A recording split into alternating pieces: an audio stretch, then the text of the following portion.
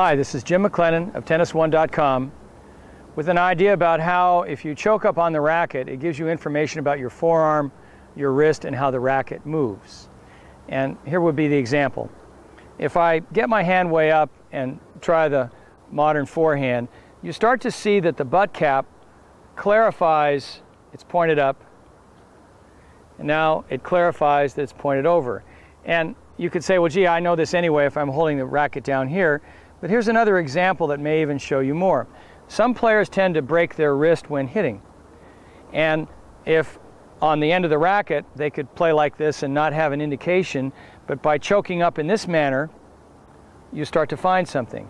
I've also found this very useful when serving to try to highlight getting the butt cap pointed up and finishing with the butt cap up. And so as we play so much darn tennis year-round, certainly in California, one day try an experiment where you choke up. Don't play that way all day long, but really start to see what the butt cap tells you about your stroke. Truly, we're not supposed to use our wrist. It's fine to use the forearm, and that will always show based on this little trick.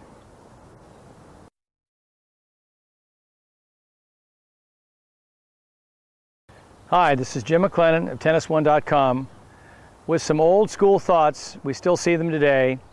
One of the opening lessons from Blackie Jones at Acalanes High School in Lafayette. And I know one of our readers, Andy Webb, is very good at this, so if I misspeak, I'm happy to share Andy's corrections with you. But Blackie was always about up, back, down, and through. And I'll say it again.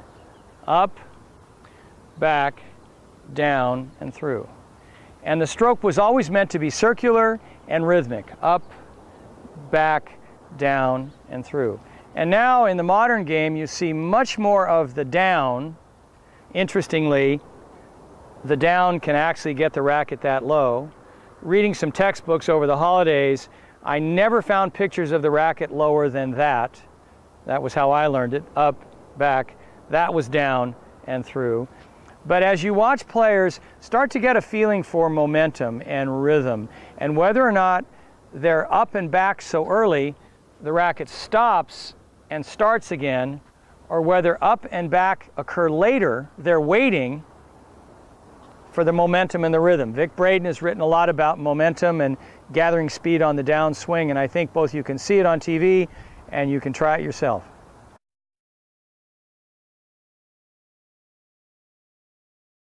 Hi, I'm Ken DeHart for Tennis One. Today's tip is on how to finish your stroke like the pros do. We know that the pros start off with a very wide base so they can move quickly and change direction and create lots of torquing power. But how do they finish their stroke? We're going to show you. Watch how they finish with their right shoulder on the right-hand side, way out in front. We're going to show you 3 advantages you have for finishing your stroke like the pros do. One of the most difficult parts of actually hitting the forehand is what the non-dominant hand does. Typically you'll find the non-dominant hand is in the way when the player swings. It doesn't have a really good place to go. Oftentimes you'll see the pros catch the racket when they finish. So today's talk is about a release forehand. In release forehand, you actually release your racket out of your right hand into the left hand. So that way you know the left hand's out of the way and you finish your shot. The second advantage of a release forehand, or finishing your stroke like the pros do, is you get to relax your hand at the end of the shot. Most club players, when they finish the shot, tighten their grip, so you don't see them finish the shot very well. The pros actually relax it, almost releasing the racket, and the grip loosens at the end of the shot. This frees them up so they're quick and fast for the recovery for the next ball, as well as ensuring that they finish the stroke they were on. The third advantage of this release forehand, or finishing your shot like the pros do, is actually the full rotation of your shoulders. If you watch the pros play, you're going to see a full 180-degree rotation. The left shoulder in front, and the right shoulder in front when they finish the shot. We often call this Ike and Mike, like the candy. Ike starts in front, and Mike finishes out in front. What it does for the club player is make sure you finish your shot like the pros do. You finish your swing, release the racket into the left hand, relax your hand. And as a result, you get a full shoulder rotation, just like the pros do. Guaranteed to add pace to your shot, more spin, and more balls in.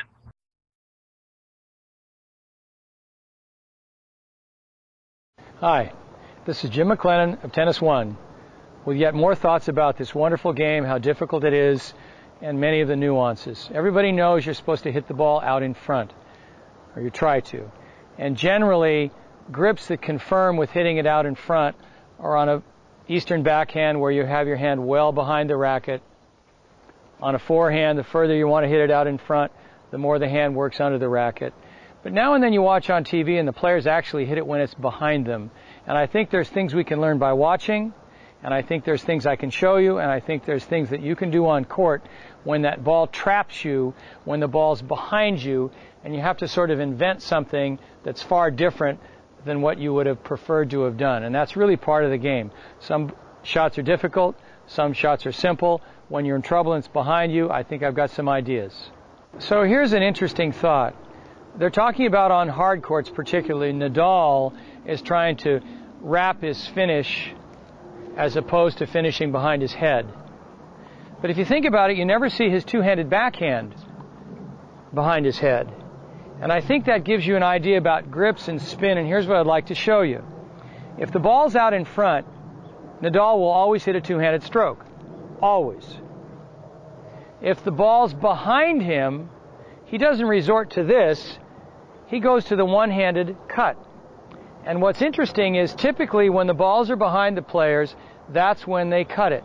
You'll see the same thing with Federer using his squash shot, where sometimes he plays it here. As it's behind me, my hand's on top of the racket.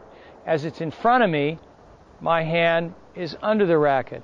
But now there's even more information about a topspin forehand, because you really never see Nadal cut the forehand. And for this one, we need another camera angle.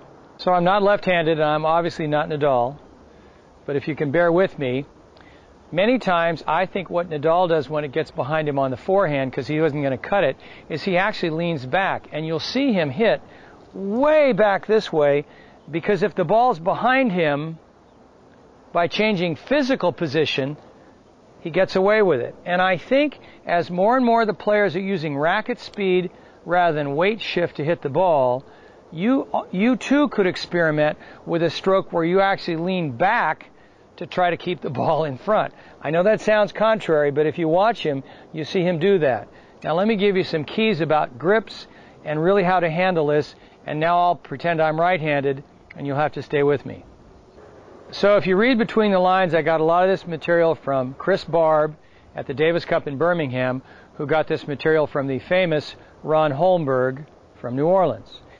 If I'm using the racket as an example of where I'm going to make contact, ball comes here, and here's a ball that's behind me.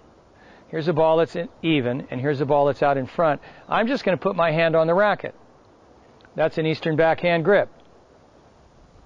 That's continental, and believe it or not, this is a forehand grip. But in each case, at impact, that works, and that works. And what I ask you to feel is if balls get behind you, be willing to adjust your grip so you can play the ball late and cut it. So here would be how you'd hit a late backhand.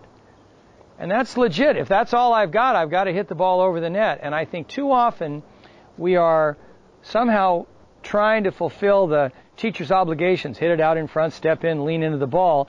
But boy, if you're in trouble, there's nothing wrong with this. I think you even see this with Federer. He's much more prone to topspin the ball when it's out in front. He's more prone to cut it when it's behind him.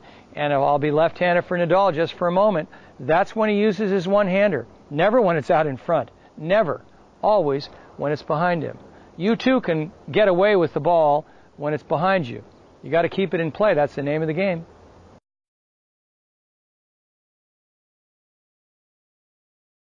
Hi, this is Jim McLennan of TennisOne.com with some thoughts about swinging outside in or inside out, and particularly with reference to where you're on the court. As you get further to the side as a teacher, I see many times the error is in this corner, players are swinging inside out, when really I've got to get the ball back to the center only by swinging outside in.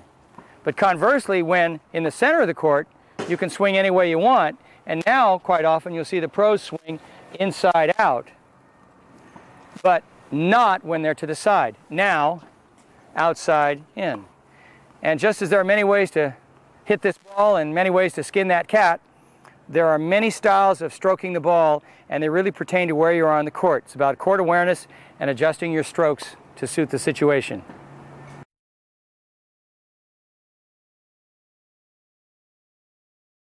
Hi, this is Jim McLennan of TennisOne.com with some thoughts about accelerating the racket and lengthening the contact zone. As regards the contact zone, timing describes how broad of an area I could have the racket aligned in the same spot so that if I timed it here or there, I could still control it. Whereas if I had this stroke, there's only an instant where I can time it to the prescribed target. Well, as you go to accelerate the racket, there are issues about tension or looseness, and I want to explore something called flinging or slinging to see whether if you attempt to loosen the grip, you can actually get more racket speed and at the same time lengthen the contact zone. And as you think, oh, McLennan's lost it this time, I think I can really show you that that's exactly how Federer hits a forehand. And although I'm a long way from Federer, and you might be as well, maybe not, there's a way to loosen up, improve racket speed, and improve your timing and accuracy. Try this. So here's two pictures of a forehand stroke. And again, I'm not a great forehand player. Anybody who knows me knows that. Here's a tight one. And I'm trying to muscle and bring the racket through the contact zone very quickly and turning a corner, so to speak. So that if I was aiming that ball, I've got one moment that works and all the other moments don't. Now, this is something that's much looser in my attempt to show a fling or a sling. And to do that, like a slingshot, this thing has to lag, lag, lag. And so in slow motion, it would be this. And I even start to feel a stretch here as the racket accelerates through. And now let me do it a little quicker. And I'm trying to get way loose. But what happens is the racket's actually in the hitting zone longer. Now, slinging isn't a common word. Flinging isn't a common one. I used to hear this from Don Kerr in Louisiana. But he was always wanting this racket head to be the last thing through. Let me try to show you that again. Hips through, shoulders through, arm through, hand through, racket head through. Again, Federer, my poor demonstration of it. And as you experiment here, it's really just about an absence of tension and whether squeezing this handle too tight impedes a fling and or whether loosening the fingers as much as you can enhances the fling. One more thought. Food for thought, kind of out of the box. Howard Brody's written about these experiments in his book Tennis Science for Tennis Player, as well as has Rod Cross. They put a racket in a vise, shoot a ball machine at the racket, and measure the rebound speed. And let's say, all things being equal, the rebound speed is X. Now they take the same racket and mount it on a table, or they hang it from a rope. So it's not fixed. Ball hits the string, rebounds. It has the identical rebound speed. You got to think about this a minute. The identical rebound speed. And the story from a physicist is that the wave that would reach the handle takes longer to reach the handle than the ball is on the string. The ball leaves the string before the wave comes to the handle.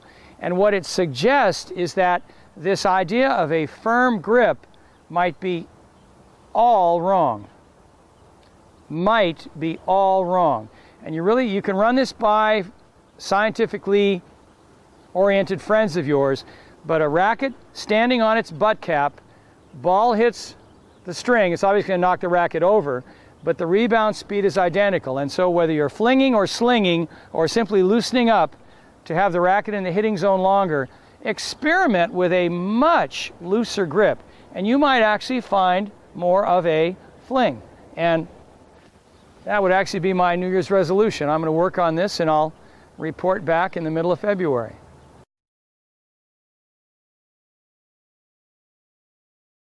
Hi, this is Jim McLennan of TennisOne.com with continuing thoughts about your tennis game and mine.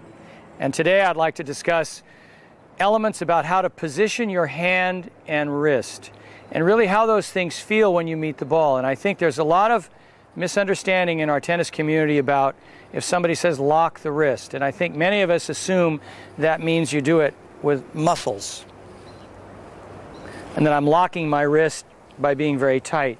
But there's another way to do this, and that's to move the hand and wrist such that the bones won't let it go any further. So that if I push my heel of my hand forward and my fingers back, the wrist is becoming locked because it won't go any further back. And now here's the fun. On a backhand, this isn't a locked wrist at all. If I pick the wrist up and back, that's a locked wrist. And I can tell you some stories about players I used to know, players I used to study, but there's a look about how the hand would hit the ball where you're just using your hand that tells you a lot about grips, relaxation, how to position the hand, how to position the wrist, and how to have a solid point of contact. Join me. So when I'm taking lessons from Tom Stowe, he would often ask players to demonstrate a stroke that they wanted him to work on. And he'd have them talk while they were doing it. But as I watched him, he really wasn't listening, he was only watching, assuming that their gestures would betray the problems in the stroke. So in the old days, I used to play a lot of tennis and travel some. I knew some really good players, and whenever I was with somebody who said, "Man, Jim, I've got it, I'm really playing good," this was always their gesture. They were saying, "Man, my forehand's really feeling good." But there was a lot of meaning in this about where the hand is positioned. It's out in front, where the wrist is. Now here's the kicker. Don Budge, interviewed in one of the videos that was on the greatest players of all time, talks, and he's sitting in a chair and he's talking about his backhand. And you see us move his hand like this. Most people, if you ask without a racket, how does their backhand feel? They always do this. That's not a backhand. Here's Don Budge, the best one-handed backhand. And when he's talking about it, his palm is down, his wrist is cocked, and the thumb is back. That is a locked position. That's Don Budge. This was Cactus Jack Atchison. Those of you that know Jack, he's in Utah now. Heck of a forehand, Budge backhand. Stay with me.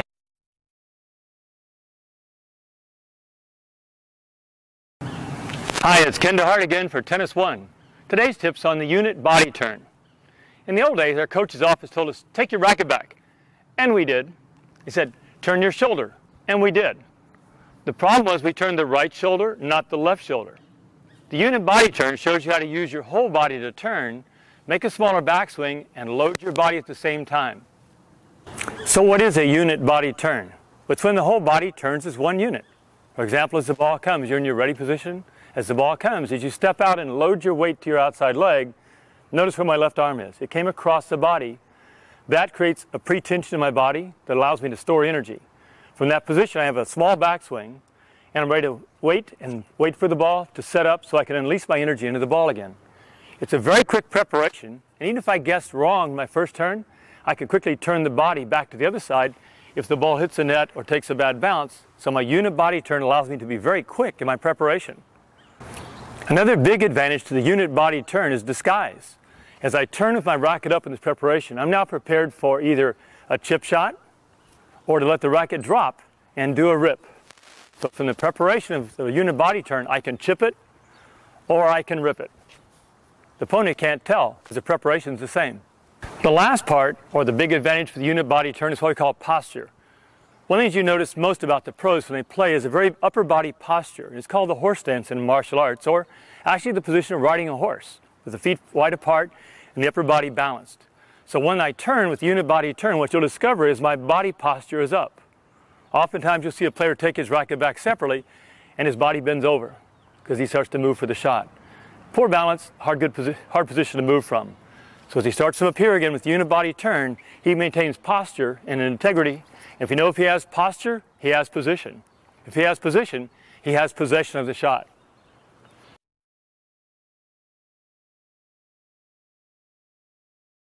Hi, this is Jim McLennan of TennisOne.com, and I want to go out on the limb, so to speak, and talk at length about balance. And this may be one of the most misunderstood, if not least approached elements of tennis. When we watch on TV, the athletes are all balanced, and it's really because of survival of the fittest. The players that are off balance just don't play as well. The players that are off balance are more prone to be injured.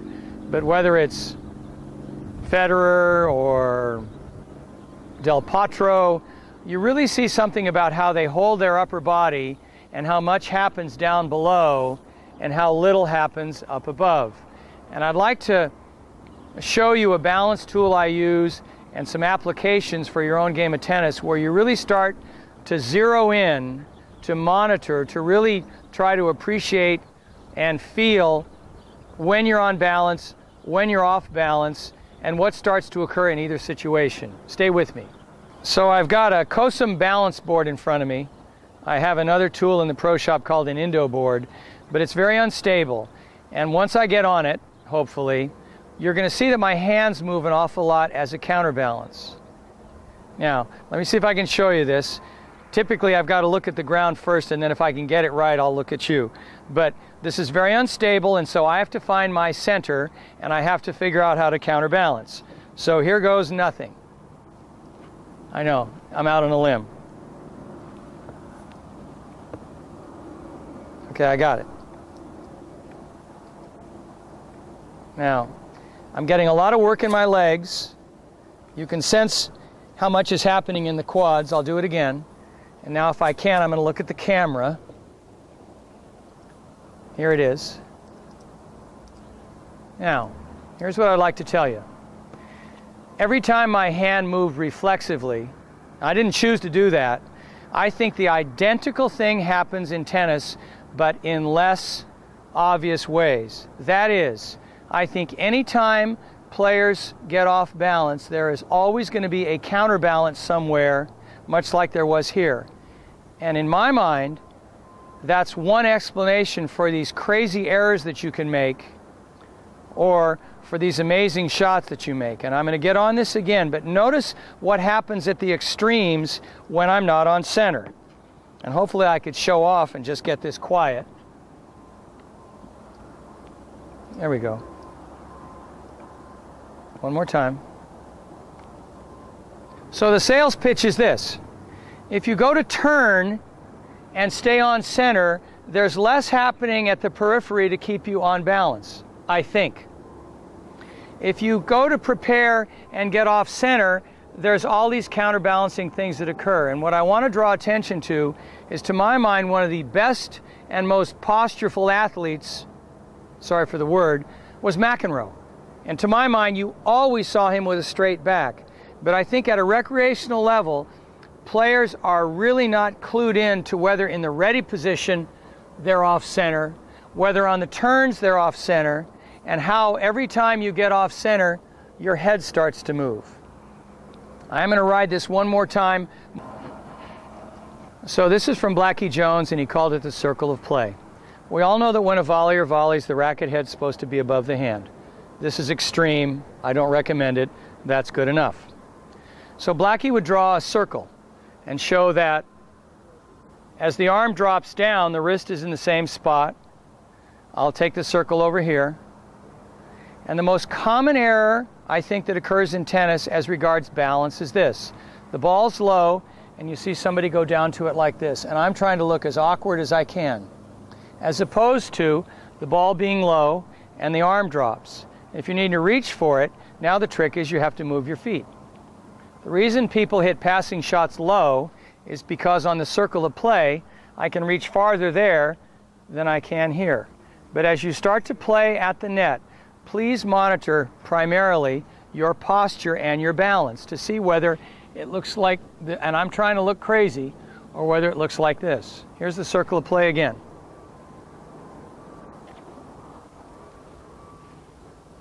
My new friend Tom volleys this way.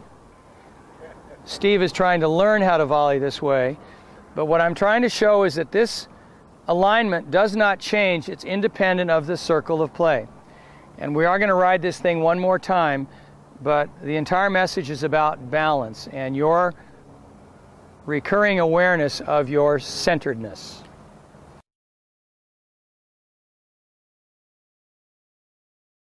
Hi, this is Jim McLennan of TennisOne.com with a quick tip called corkscrewing. In tennis, they say power comes from the ground up. And obviously, when you look at real tennis players, the real ones, they've all got legs, really legs. I had them once. But what's unspoken sometimes is when they say use your legs, people say, well, what do you mean? Am I supposed to push up? Am I supposed to push forward? And I'd like to give you a picture of how the legs would be used to drive an up and out corkscrewing method. You can do this on ground strokes, you can do this on serves. So on a backhand, if they say turn, and I corkscrew down and into the ground, now as I use my legs, I corkscrew up and out. Corkscrew down, up and out. Corkscrew down, up and out. And so much of what you do depends on how much of the ground you feel and you use, but really to me, as this game becomes more and more about racket speed and rotation, it's the legs that drive that rotation in a corkscrewing down, corkscrewing up and out manner. And you watch the pros and truly you see it. Corkscrew down, up and out.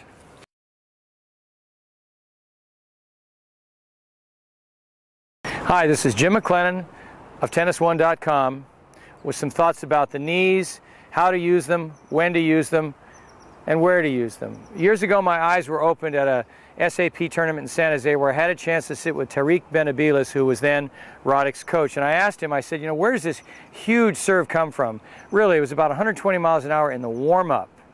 And he was a little watching the match and sort of talking to me, sort of, but made this comment. He said, Roddick's on both knees.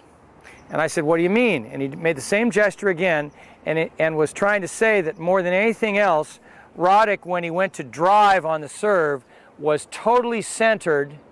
And Tariq's mind, many of the pros and recreational players as well, are really already off-center. So to me, I got started on this because of Roddick and Tariq Benabilis, but I know a lot about the ground and how to use your knees, but now what I'm so interested in is when that occurs and how it occurs. That is, are both legs used? Does it occur at the start of the swing or at the end? Stay with me. So here's a picture of how to use the knees and when to use them on a topspin backhand, and it's again my poor impersonation of Roger Federer. But what you start to see is that the knees are firing just before the racket comes through the contact zone. So if you were counting this out, you could count 1, 2, 3, 1, 2, 3, and really the knees are firing between 2 and 3. And the story there is really that you're supposed to use your knees, not a massive amount, but more importantly, when you use them, and that's right before you accelerate into the hit. And the story here in the picture is when the knees are firing, much more so than how much. So down yet another level, and this would apply again to a backhand or a forehand or a serve. Not only is it a question of how and when to use the knees, but to coordinate a turn, much like putting a corkscrew down and into a cork on a bottle of wine and then corkscrewing back up and out. I'm going to swivel down and swivel up and out. And if you count the 1, 2, 3 again, 1, 2, 3, we're still using the knees, but now we're using it to drive both the turn of the body into the hit as well as the racket acceleration. So we got the knees again, but now we've added a bit of a corkscrew. And if you watch the pros, you see all of this. It's about turn, use the legs, and hit. Again, I'll even change the grip a little more. So using this 1, 2, 3 rhythm, whether it's a ground stroke or a serve, you can feel the same issue. But now there's a nuance in the serve, and that is that as the racket's dropping down, that's when the knees are supposed to fire up. And it tends to emphasize the depth of the drop. And if you watch Federer or Sampras, the knee bend is much later, and it occurs as the racket's dropping. And let me try to demonstrate, again, poorly. But here would be the first thought of a 1, 2, 3. But now try to notice that this is going that way as I'm going up. 1, 2, 3. And it deepens the drop and gets a lot more whip going. One more time. And as you watch the pros and work on your own game, notice when that knee drive occurs. And I think I can get you to notice it's later than you would suspect. So I opened with some thoughts about Roddick and Tariq Benabilis and how he talked about how Roddick used his knees. And so I'd like to close with a thought about how the knees are used in the same corkscrewing motion But if you watch very carefully, and this is my bias now, my own bias, I believe the players on the tour that move their feet when serving are not as balanced or as accurate as those that keep their feet still. And I really like this motion of Sampras or Roddick or Federer, where the feet do not move during the motion, but simply are used to drive the stroke into the hit. And I think as you experiment with any of this and how you use your knees, get a real sense of your balance and your centeredness, and always whether both knees are contributing, and hopefully that will feel far different to you than hitting off one leg or the other.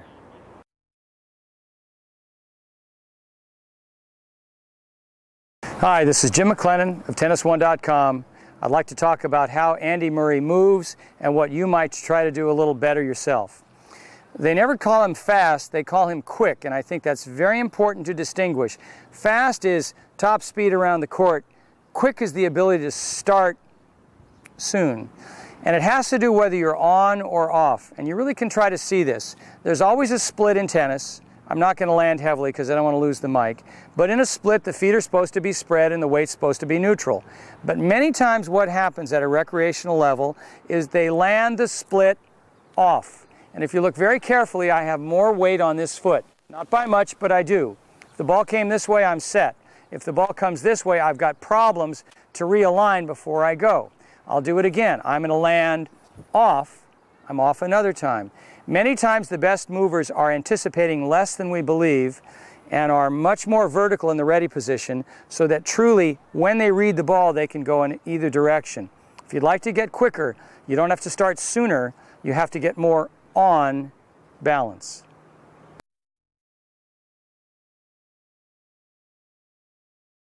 Hi, I'm Ken DeHart, and today's tennis tip is called yellow in and yellow out. What it really involves is seeing the ball, and what can you really see? We've been told watch for the spin, watch the label on the ball, and that might be possible, but not real practical on my side. I don't see that well. Well, some of the things you can see is maybe seeing the spin as it comes off the ground. But what does Federer see? He seems to see really well when he hits. He probably doesn't see the ball at all. In fact, when we talk to Federer, he says, I look for a spot where I'm going to contact the ball, and I simply leave my eyes in that spot as I finish the shot. The ball's already gone. So how can that help you? When you're warming up for your matches and the opponent asks you, are you ready? What you really have to ask yourself is, am I really tracking the ball to the point that I can start this match and be in control? Or am I going to start this match searching for the ball and feeling unconfident? So if you're looking during the warm-up, what you should really see is a yellow streak into your racket and a yellow streak out. If you do, you realize that you've kept your eyes still or in a spot, and you see just like the pros do.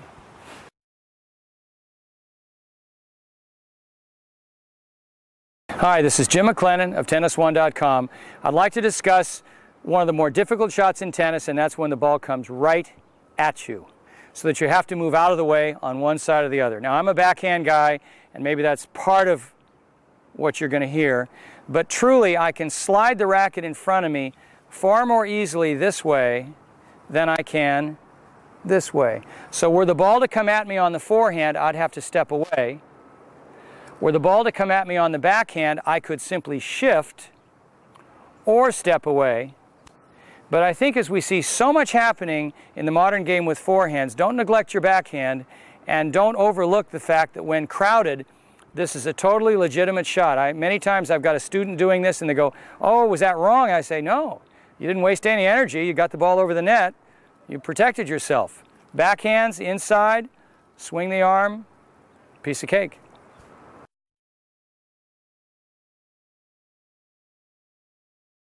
So here's a picture of a volley with the idea of borrowing pace, but really highlighting the weight shift rather than the rotation.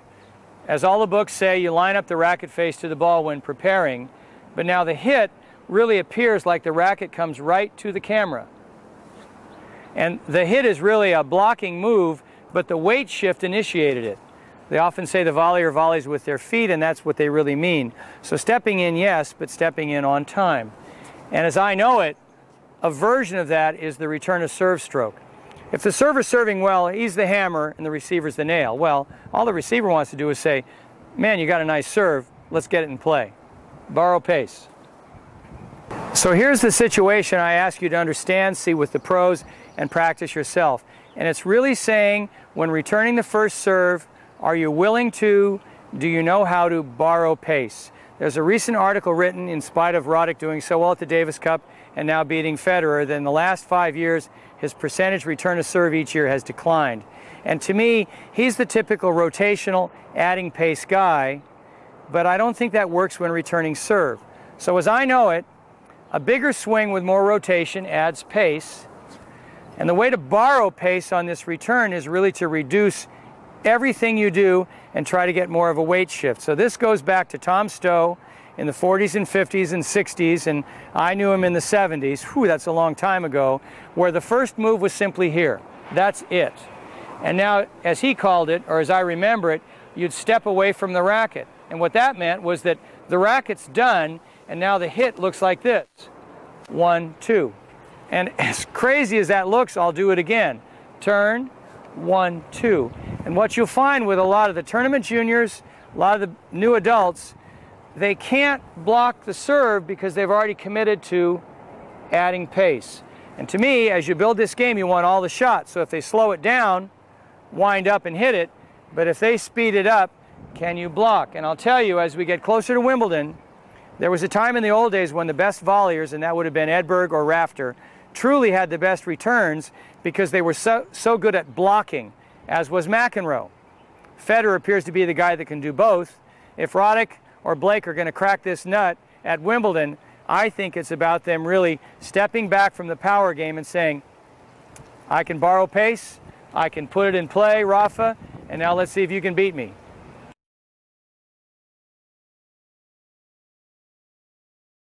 Hi, this is Jim McLennan of TennisOne.com with some thoughts about the cues and clues you can get from watching the ball on the other side of the net. I teach a lot of tennis. I'm very much aware that people know they should attempt to see the ball really well when hitting. But rarely do I think they get enough information on the other side of the net, whether they're trying to time the split to when it's hit or anticipate what might happen. And if you watch a teaching pro rally with somebody, they seem to always be moving to a spot before the opponents even, or the students ever hit it. And that's this ability to read cues. And so here's the one that I'd like to leave you with, the first one, and it's really very simple. And I'm going to move slightly to a backhand and give you 2 follow-through looks. And if I was playing a good player, they would see both of these. If I move over to the ball and I'm hitting by bringing my weight back, that was a cue that I'm recovering as I hit. I'll do it again. And somebody ought to be able to see that. So in that instance, if somebody wanted to play off my movement, they'd play it behind me. They'd even wait and let me recover more before they hit here. Now let me give you the opposite cue. Here's the same backhand, and now there's a wasted step. And a lot of times you'll see that in tennis, where after hitting, they take one more step. And now the cue should be to hit it to the other side. But when I watch recreational players, I sense they're not necessarily aware of watching for those things, but that's often the next level of the game, is once they've mastered how to use their eyes here, they have to master how to use their eyes there. And when you watch Federer and Nadal or any of these guys play one another, their split-second decisions are based on what they see in the balance and the recovery of the opponent. I'll do it again. Here's a backhand where I'm recovering as I hit it. Well, I'm going to be able to cover that one, but maybe not this one. And here's the opposite again. And so I encourage you, as you're playing in this coming week or month, do a better job on cues on the other side of the net. See what you can see. See how you can anticipate. Not always, but some of the time. It works.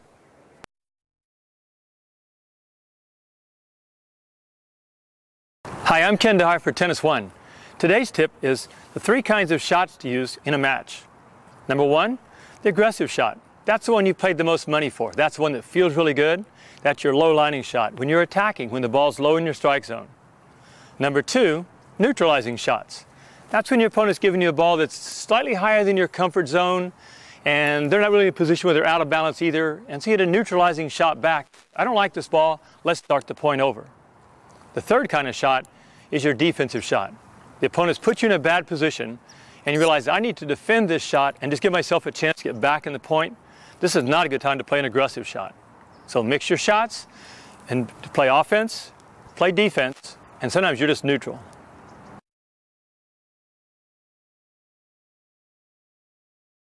Hi, I'm Ken DeHart for Tennis One. In today's modern game, everyone's in love with the topspin.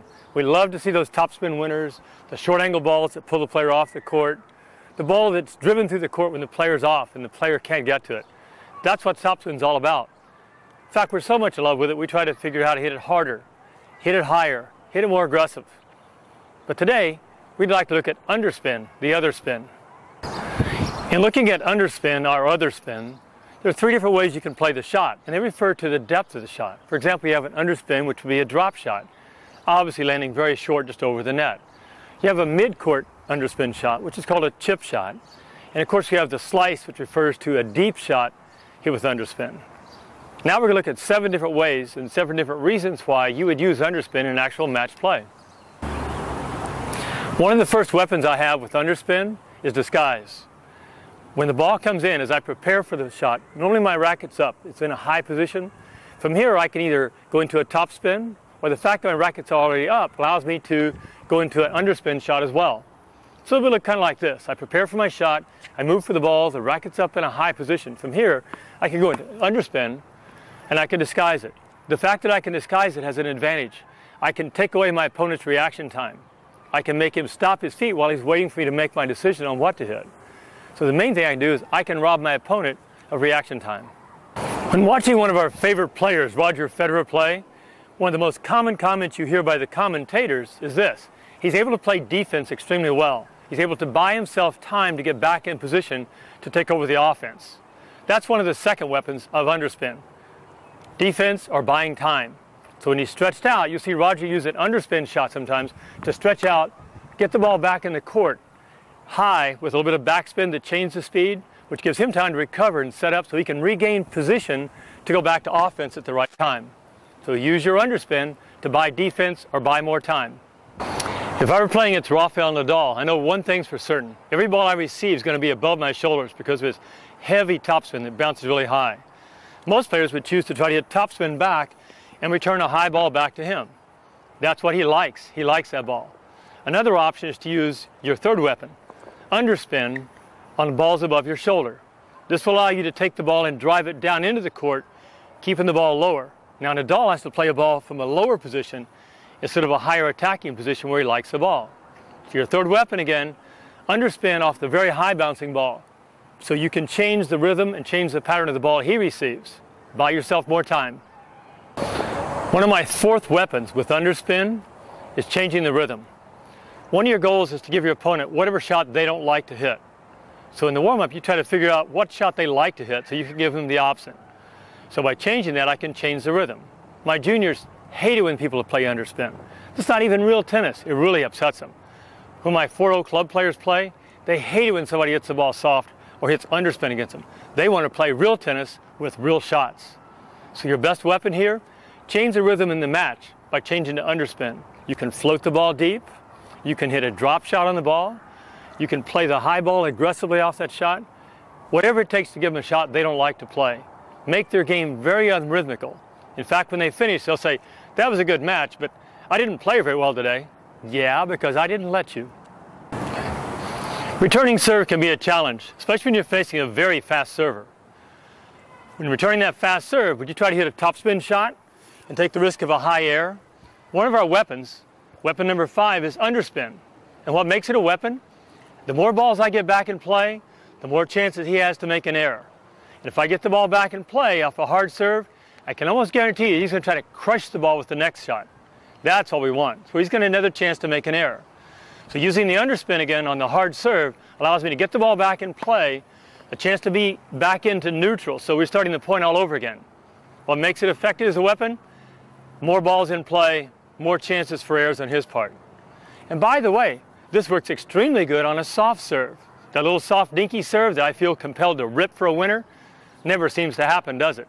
If I come up and use an underspin shot, I can create an underspin deep to a shot, or I can create a little soft drop shot and drive him crazy. Pretty soon you'll see that soft serve go away. Approach shots. Approach shots are the scourge of the earth.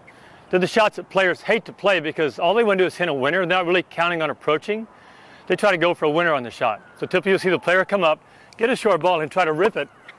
The problem? The ball bounces high on the opponent's side, and it's right in their hitting zone. Now you got to figure out how to play defense after hitting your offensive shot. Not a good choice. Weapon number 6, how to use underspin on the approach shot to keep the ball low and out of the player's strike zone. So this time when I get a short ball, coming and using underspin, I can keep the ball lower so the ball bounces below knee high. Now my opponent has to pass me from below the net. I like my options much better in that situation. In fact, what I may discover is I may come in and even do a drop shot on my approach shot to make the player have to run to the net. And I don't think my opponent practices hitting passing shots from the service line very often. Give that a try. Tennis is basically a time management game. I'm using my underspin either to create defense or to buy myself time, or an aggressive underspin shot that takes away his time. When hitting an aggressive underspin shot, that's my 7th weapon. I can create offense. With an aggressive underspin ball, the ball hits and stays very low, which gives my opponent, who's using topspin, a very difficult time getting under the ball to create an offensive shot. As a result, the ball usually sets up, allowing me more time to become the aggressive player. Today we've given you 7 weapons with underspin, but the real weapon is your mind, how you perceive underspin. Most of my club players think of underspin as being an ugly shot, something that lower level players use, and strictly in defense. When you incorporate underspin in your game, using the 7 weapons we've showed you, we're going to find that you're going to become a complete player, a better player.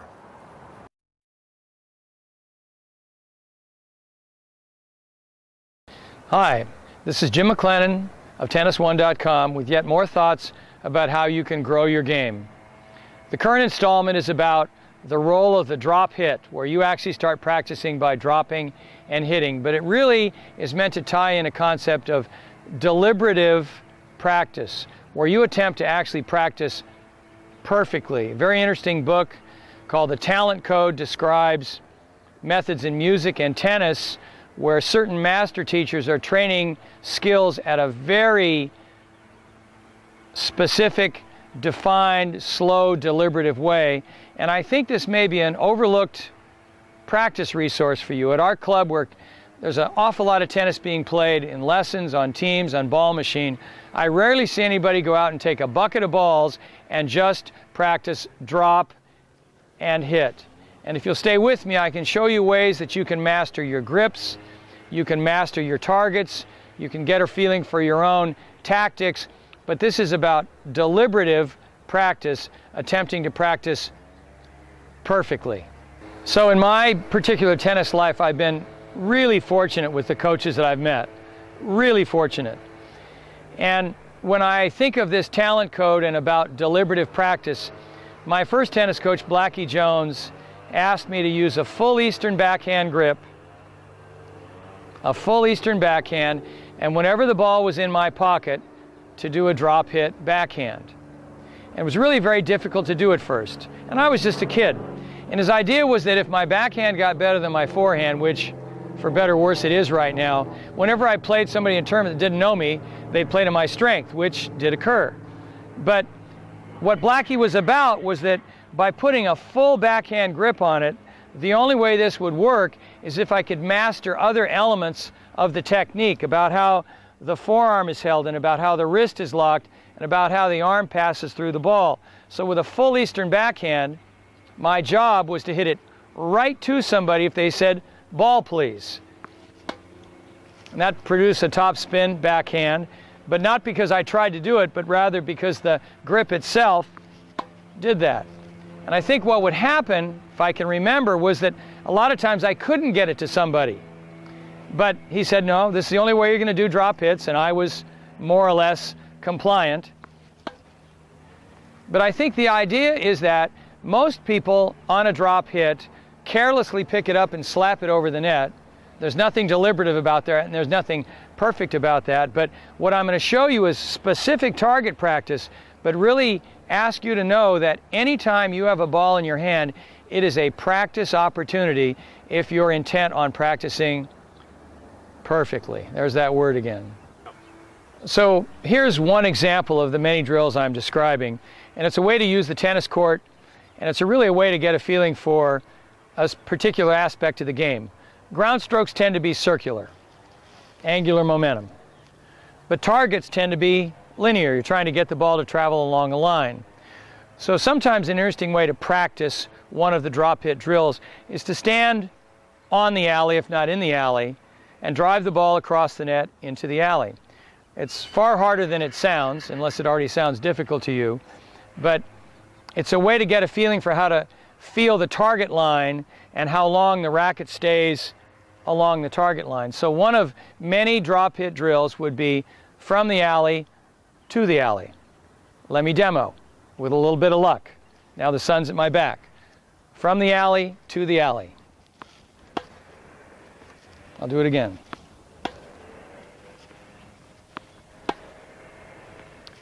Anytime I can do 3 in a row, I'm smart enough to stop on that.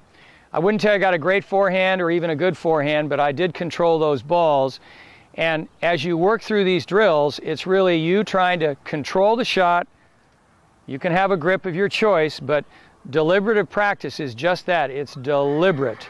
And a lot of times we assume we're getting better at tennis just by playing, but I think there's evidence that that doesn't always work because there are so many people that seem to get stuck at certain levels. It's so darn hard to go from 3-0 to 3-5 or 3-5 to 4-0 or further.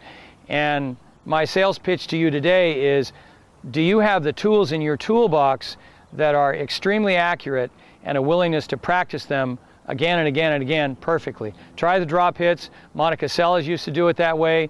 Tom Stowe made us do it that way. And now I ask you.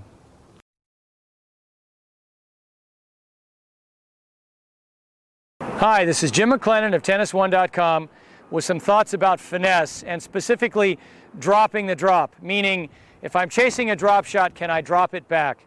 And a lot of this harkens back to how McEnroe used to play with very soft hands and very small backswings. Too often at a club level, I see people run forward with the racket so committed they can't finesse the ball when they get there, or if they do get there, they're just going to club it into the net. But when running forward, whether to a forehand or a backhand, and you'll see this with the pros, they run forward with the racket not committed, very low, so that the drop shot could go there, the drop shot could go there. But in any regard, it's about moving forward with the racket down in the intended contact point. And again, I'll chase a backhand, but I'm coming forward, racket low the whole time. Drop shot there, drop shot there. It's not always going to be about big backswings. There's a way to add finesse to your game, and specifically, drop in the drop.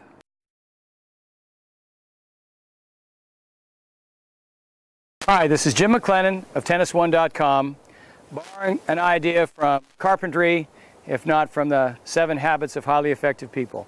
And one of the terms that Covey uses is called measure twice, cut once, and it's about really planning ahead. But in tennis, I think there's a very specific issue. All things being equal, I would like to meet this backhand barely above my waist and out in front. That's too low, that's too close, that's where I'd like it. So let me show you a way to prepare by measuring and then cutting. So I'm going to measure once, cut twice, measure, hit. And the idea is that the racket's going to the intended point of contact as soon as possible. Measure and cut. And too often players are prone to get way above it and find it late, way below it and find it late. Measure twice. Once, twice. Measure once, twice. And really this might streamline your ideas about how to prepare for the ball.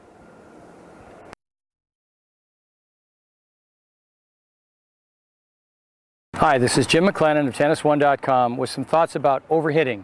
As we know, tennis is a game of errors, and often the best player isn't the hardest hitter, it's the one that makes the least errors.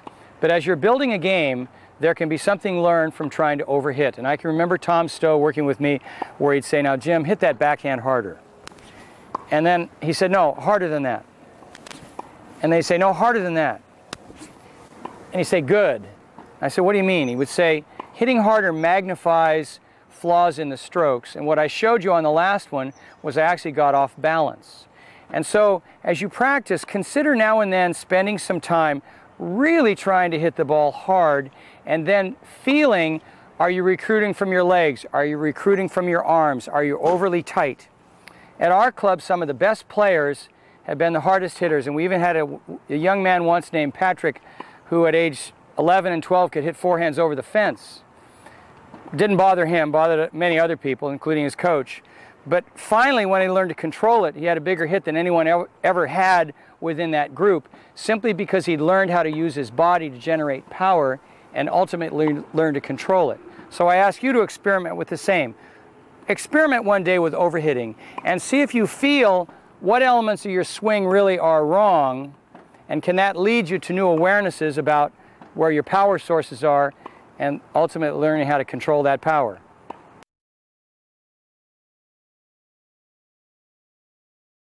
Hi, this is Jim McLennan of TennisOne.com with some ideas about passing shots from the backhand corner. My opponent's at the net. I've got a time problem because whatever they do will get to me sooner than were they on the baseline. And so with this time problem, there's two issues about footwork. If I'm in the corner and it feels like after I hit it, because I'm running, my momentum is going to carry me further, I should try a different shot than if I can get to the corner and hit with a very quick recovery step. And even though it looked funny, that's a legitimate way to hit it, to get to the ball and move back into the court. So the way to use this, the way to watch on TV, the way to see other players use it, is if the player is challenged and has to keep moving afterwards, it can't help, then really they should go for the shot, because there's no way they can recover to the logical next ball in the other corner. But if, and you see this on TV, they can control the ball and their momentum, now they're more inclined to keep the ball low and challenge the volleyer, because they're already moving back to the suspected next shot. So really work on how you understand being in the corner, when to go for it and when not. Generally, tennis is about errors. I'd prefer my opponent to miss the ball than me hit a winner. But if I can't recover, there's no point in letting him play. And so offense and defense, as a passer, really depend on how I'm moving to the corner.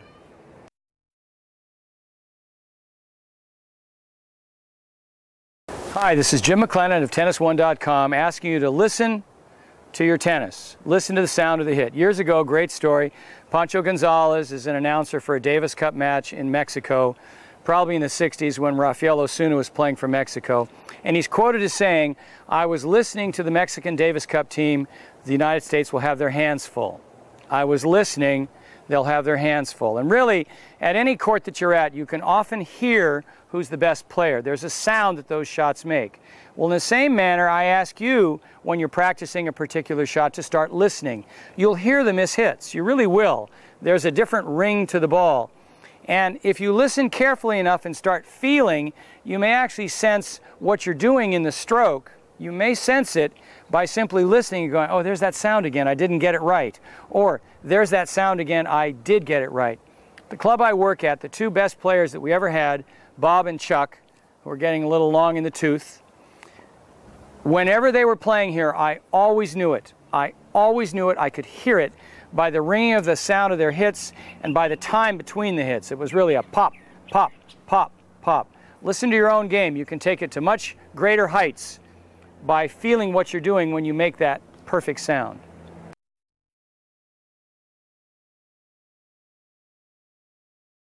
Hi, this is Jim McLennan of TennisOne.com. I'd like to discuss how the professional game continues to change and continues to change our appreciation of how they play and how we can play.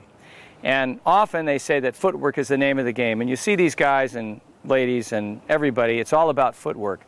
But I think as the rackets continue to evolve, we might actually say that spin is the name of the game. For certainly with Nadal, terrific amounts of topspin that we never used to see 10 years ago, much less 30 years ago.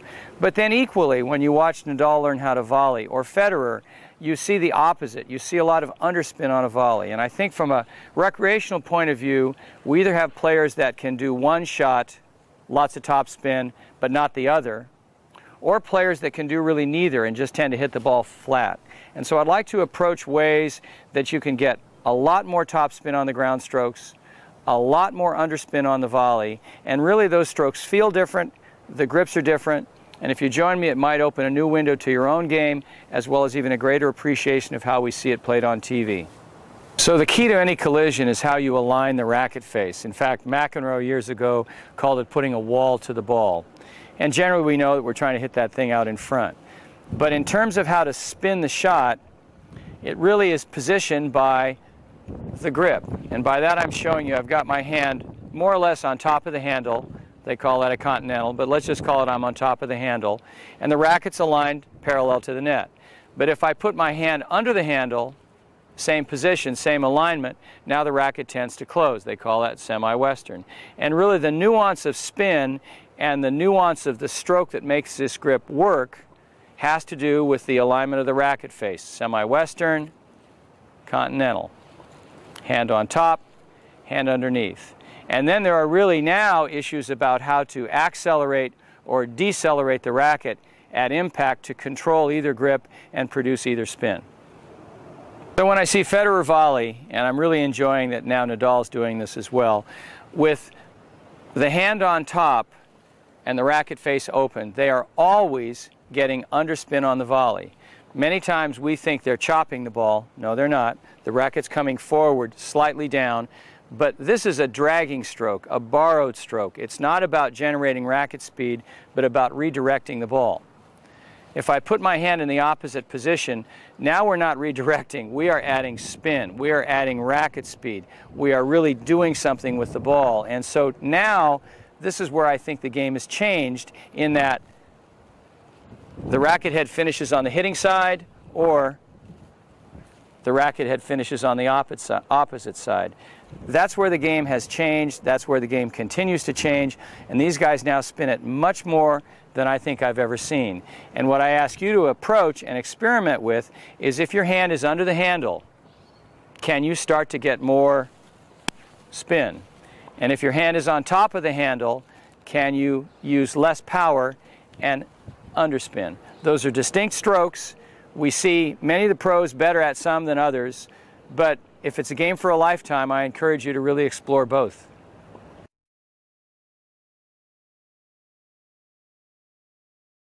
Hi, this is Jim McLennan of TennisOne.com with something about waiting for the ball and holding your shot. The story years ago of two samurai warriors that agree to fight to the death the following morning.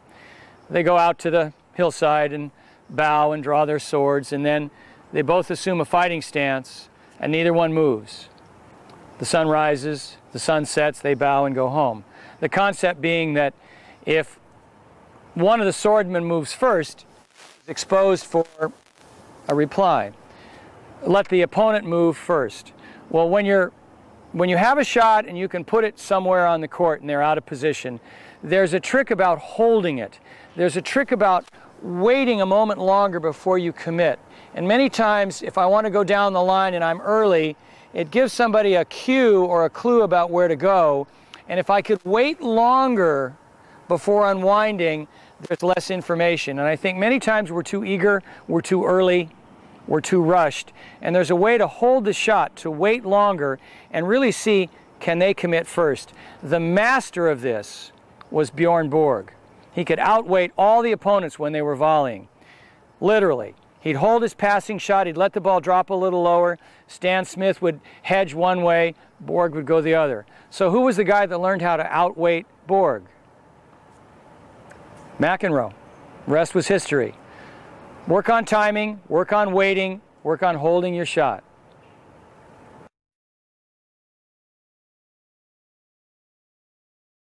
Hi, this is Jim McLennan of TennisOne.com with some thoughts about balance and posture.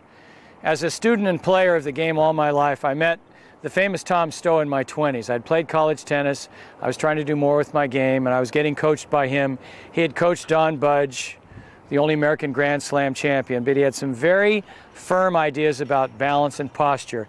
And I can remember watching his lessons at Silverado, and he would joke that people would come into the resort very elegant, introduce themselves, really at ease, and when they get on the court, they'd instantly start crouching and leaning and twisting. And he was so amused about how people could be one way in their life and another way on the tennis court. And I'd like to explore some practical applications for you, as well as some shots of really the pros who either are or not on balance, and really show you a way that you can incorporate this in your game. First, some thoughts about the ready position. And as boring and trivial as this might sound, if you can't get started correctly, everything else has no chance of really succeeding. At the tennis club where I work, I'll say to people, get ready. And I'm sure they think I said, lock the knees and bend at the waist. And this really is how recreational ready looks. But the first one to feel, and you'll notice that Federer and these guys lean and stretch before they serve it at them.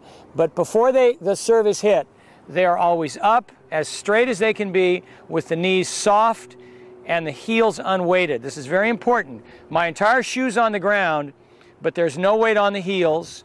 In the Alexander technique, this position is called monkey, but it's really about I'm ready to move, I've prompted my legs to initiate, but up here, I'm as calm and quiet as can be. Before anything else, monitor your ready position. We'll show you the pros, but they've all got it correct. If the ready position is poor, they never make it to the pro level. So Tom used to say that if the stroke started correctly and finished correctly, he assumed that in the middle, the hit would be just fine. And so his question to any student was always this, show me your turn. So I'm going to demonstrate turns to the backhand side.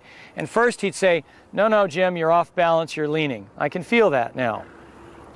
No, Jim, you've already stepped in. I just want to see your turn. No, Jim, your hands are active. Show me the turn. Job one, when preparing, can you get to the side such that you could tap your right toe? Now notice what I'm doing. My left leg is holding all my weight. The knee is not locked, but I'm totally balanced on the back foot with my shoulders sideways to the net.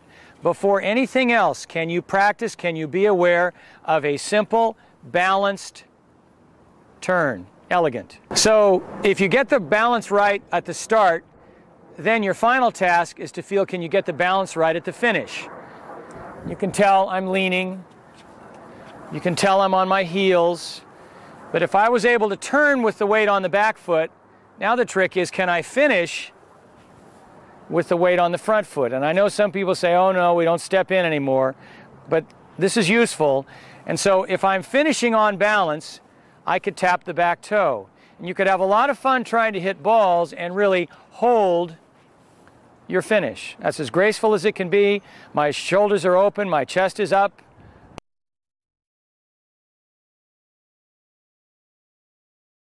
Hi, this is Doug King for Tennis One, and what I'd like to talk to you about is just our approach to learning the game. Now, I'm all for keeping things as simple as possible, but sometimes simple can be also a little misleading. Now, it may be that we try to present the stroke as a very simple back and forth continuous movement, and perhaps we oftentimes like to think of it as such. But it's really something much more complicated, and perhaps it's not until we play the game more and have more experience that we really start to learn that it is more complicated, or that we can appreciate the fact that it is more complicated. But the truth is that it's made up of a lot of different feels and a lot of different intents. It's similar to what I think of as how a bicyclist feels when they're changing gears. And that is, when they disengage from the gear and they're going in neutral, they're still pedaling. But once the chain engages with the gear, then the pedaling changes dramatically. It's completely different. So even though to the casual observer it looks as though they're just making a continuous motion, to the cyclist it actually feels very different, and also the intent is very different. So in the same way, when we make a swing, as we start our swing and finish our swing, it looks like a continuous motion. But the feel and the intents are very different as I go through that stroke. When I begin, it's very smooth. This would be much like when the chain's not engaged to the gear, and that I just want to keep some momentum going and keep it fluid and light so that things can hook together well. And then once that happens, then there is a forceful moment. And that's when I thrust more. That's more of the drive aspect of the stroke. Right? Now, if you can imagine playing tennis, it's like trying to get this chain and this gear to engage and disengage and so on. And the gear's kind of just flying around and the chain's going here, and I've got to run around and hook these things together, and they're only going to hook together for that brief moment. So I've got to really be very, very light and agile to get this chain to hook on, and then time perfectly this thrust that's going to occur in just a very, very brief moment of time, and then be back to this kind of neutral pedaling and ready for the next one. So we'll take a look at just these various aspects of the stroke, specifically the drive aspect and also the light rotational movement that leads into the drive. So let's look at these two aspects of the stroke. The loose part, the momentum kind of leading into the drive. Now let's start with the drive. The drive is kind of the essence of the stroke because this occurs once we have contact. The drive is actually more of a steering aspect. That is, I'm trying to direct something. When I drive, I'm actually steering. So this is a guiding motion. This means that I'm using more of the body, all right, and keeping the hands or something that's guiding, that has to face to the target. So the moment that I actually thrust and drive, I'm actually trying to keep the racket relatively square to the target. Right, so if I think of this as just how I might push or drive this basket, this cart, what I do is I thrust out, my hands stay connected to the object, and my hands have to stay oriented to where I'm trying to direct that object to. So in the same sense, when I drive a tennis ball, I want to keep my racket directed to the object, to the target that I'm trying to direct it to. So if I'm driving it straight ahead, in that thrust, I've got to make sure the racket actually stays well oriented to the target, that it doesn't swing offline. On the other hand, when I come in, I may need speed, I may need momentum, and I also need engagement. All of these things come out of the smaller muscle rotations, the smaller muscle groups. So as I come in, I want to be very light and feel my hands. This again creates a lot of ability to adjust and also to create speed and momentum in a very, very passive way. And yet at the moment of engagement, once I get things oriented to the target, then I thrust, things change very much. The feel now becomes a very body-oriented pushing action, and boom, and then I recover. So not only do we see that the stroke is actually very complex, has a lot of facets to it, and these aspects have to be put together in a very timely fashion, a very rhythmic way. We also have to learn how to produce them so that one doesn't dominate the other. We don't want our stroke to become just too pushy, where I just can't generate enough speed. On the other hand, I don't want the swing to become too whippy, where I'm just slapping at balls and having no control. So we have to learn how to make sure that we maintain the thrust and at the same time create the speed. Now this is a nice little exercise that I've talked about before of using two rackets. And the point of this is that it helps to keep things in control within the hand. I don't want the energy, the momentum of the swing to get too far out of hand. I've talked about that before, how we lose control when things get out of hand. And so in this particular exercise, if I grip these two little junior rackets together, it's more like a baton, and I've got fulcrum and I've got control more in the handle. I can still manipulate these rackets, and if it's the hitting side, I can manipulate and create speed and rotation. At the same time, it doesn't get so that this becomes so strong or dominant that it doesn't allow me to also produce the thrust or the drive in the stroke. If that happens, you can see I would just snap and this extra racket over here would actually slam against the body. So I can rotate a certain way, turn the body, rotate, and at the same time it forces me to thrust out through the stroke. So this is a nice little trick, again, to feel these complementary, which oftentimes are considered to be kind of opposing forces, but actually can be complementary forces if we learn how to combine them through timing and through feel. So instead of approaching the strokes as very simple things that are kind of one-sided and encompass one feel or one nature. I like to think of the game as a range of stroking actions that incorporate different degrees of these two different feels, of opposing forces, you could say, that actually can coexist quite nicely. So we have, again, this light, loose feel that's more hands-oriented. We have more of a power body thrust, and there's different strokes within the game that are kind of oriented more on one side or the other. The volley, for example, being very much a body-oriented thrust that's very guiding-oriented, and the serve, on the other hand, would be much more light hands-oriented, but still, each stroke incorporates aspects of the other. The serve, although it's much lighter and quicker in the hands, it still has to have body thrown in there or added in order to add control to the stroke, where the volley may still have some hand action and more turning from the body and so on to add more power to it. The ground strokes fall somewhere in between, and they're more either hands-oriented, more body-oriented, depending upon the situation, and also depending upon the player. Federer, for example, is very kind of hands-oriented, where Connors was extremely body-oriented, and you have players like Del Potro, I think, who are a perfect blend of the two. So I think this is a good way to approach the game, that it's a blend of a lot of different feelings, and if we can develop these different feels and then learn through experience and learn through judgment how to apply them, I think we become much more versatile, much more fluid in the game.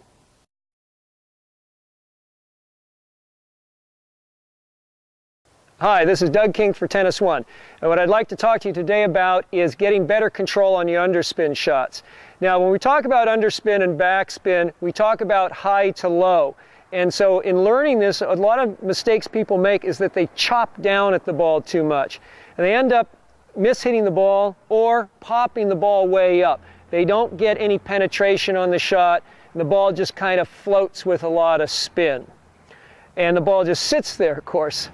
All right, so the mistake that they make is that they tend to overemphasize the up and down action, number one. Number two is they tend to get too much speed coming in. All right, so I'm going to explain how to develop a little better touch, a little better hold on that ball, so the ball doesn't just float and sit up on you, but you get some penetration to your slice. Where this comes to play, of course, is where we use our underspin shots, whether that's sometimes an approach shot, maybe a return of serve, but of course almost always up at the net. We're almost always underspinning our volleys. And as I mentioned before, one of the mistakes we make is to play the ball too far forward. This is when the face opens up a little bit and we end up chopping at the ball. So we actually should take the ball back a little bit on the volley alongside. It's still in front of the body, but I'm not stretched out in here. And again, maybe waiting a little bit is going to give you a more solid contact. And a good way to understand that feeling, that timing, is to do a couple drills that I'm going to show you. One is just starting on the service line and just walking forward. Now, it is very important that I take the ball early on a volley, because I don't want to let the ball drop. If that ball drops below the level of the net, I've got a much more difficult shot. Number two, if I can get closer to the net, my volley is much easier, much more effective as I increase angle. So it's very important for me to take the ball early. Now, that's different than playing the ball out in front. Playing the ball out in front means stretching out here. I can still hit the ball in that same position by moving up to the ball. So I'm using my feet to bring my body to the ball rather than stretching my hand out in front of my body to take the ball, because again, the angle of the racket is going to change and the swing path is going to change. So instead, it's important to learn to move forward. Now, another exercise just to understand where that contact point should be in your underspin shot is to try this exercise.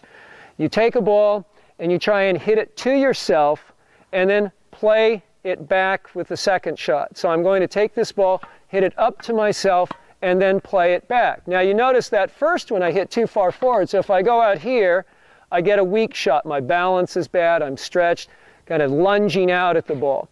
So I want to actually, to get a controlled shot, is to get that ball alongside the body. Now I'm stable, and now I get proper contact using the continental grip on the volley.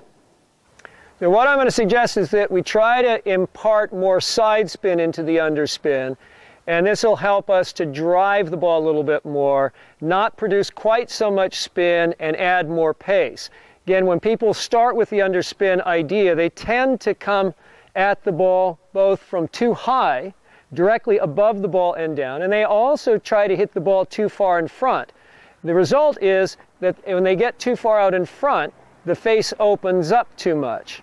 Right? So as I go through an underspin, the racket will open up through the follow-through. And if I contact too far forward, the face is then too open at contact. So we tend to get this overspun ball, too much backspin, and a little too much of an open face that tends to pop the ball up, something like that. So instead, we'll think a little bit more, letting the ball come back and then pulling more side spin on the ball. And that'll tend to drive the ball a little bit more, give you a little more pace, and give you also a lower trajectory. We'll see this again on the backhand, the same idea. Instead of going forward, reaching out and chopping down on the ball, I'm going to let the ball come back a little bit more and then play a little bit more of a side spin. Again, with a side spin, you're going to naturally get an underspin action on it too, because as the arm goes from out away from the body and comes back towards the body, it naturally will drop. So with your side spins, you'll actually get a natural underspin action and be able to drive through the ball a little bit more.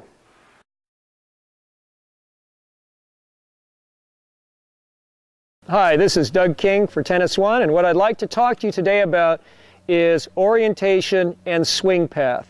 Now, as we start out in the game, and things are going kind of slowly and we're just kind of getting started, a lot of times what we try and do is orient our swing path to the same line as the ball flight path, both coming in and going out. So basically, as the ball comes in, I try and line the racket up behind the ball and push through the ball and out towards the target. So essentially, I'm trying to merge these two paths together. Well, that creates kind of a pushy stroke. It may be secure at a certain level in the game, at a slower pace ball. But as I try to get more speed into the game or into my shot, I've got to actually change that to more of an angular and rotational movement so that I'm coming at an angle to the ball flight path.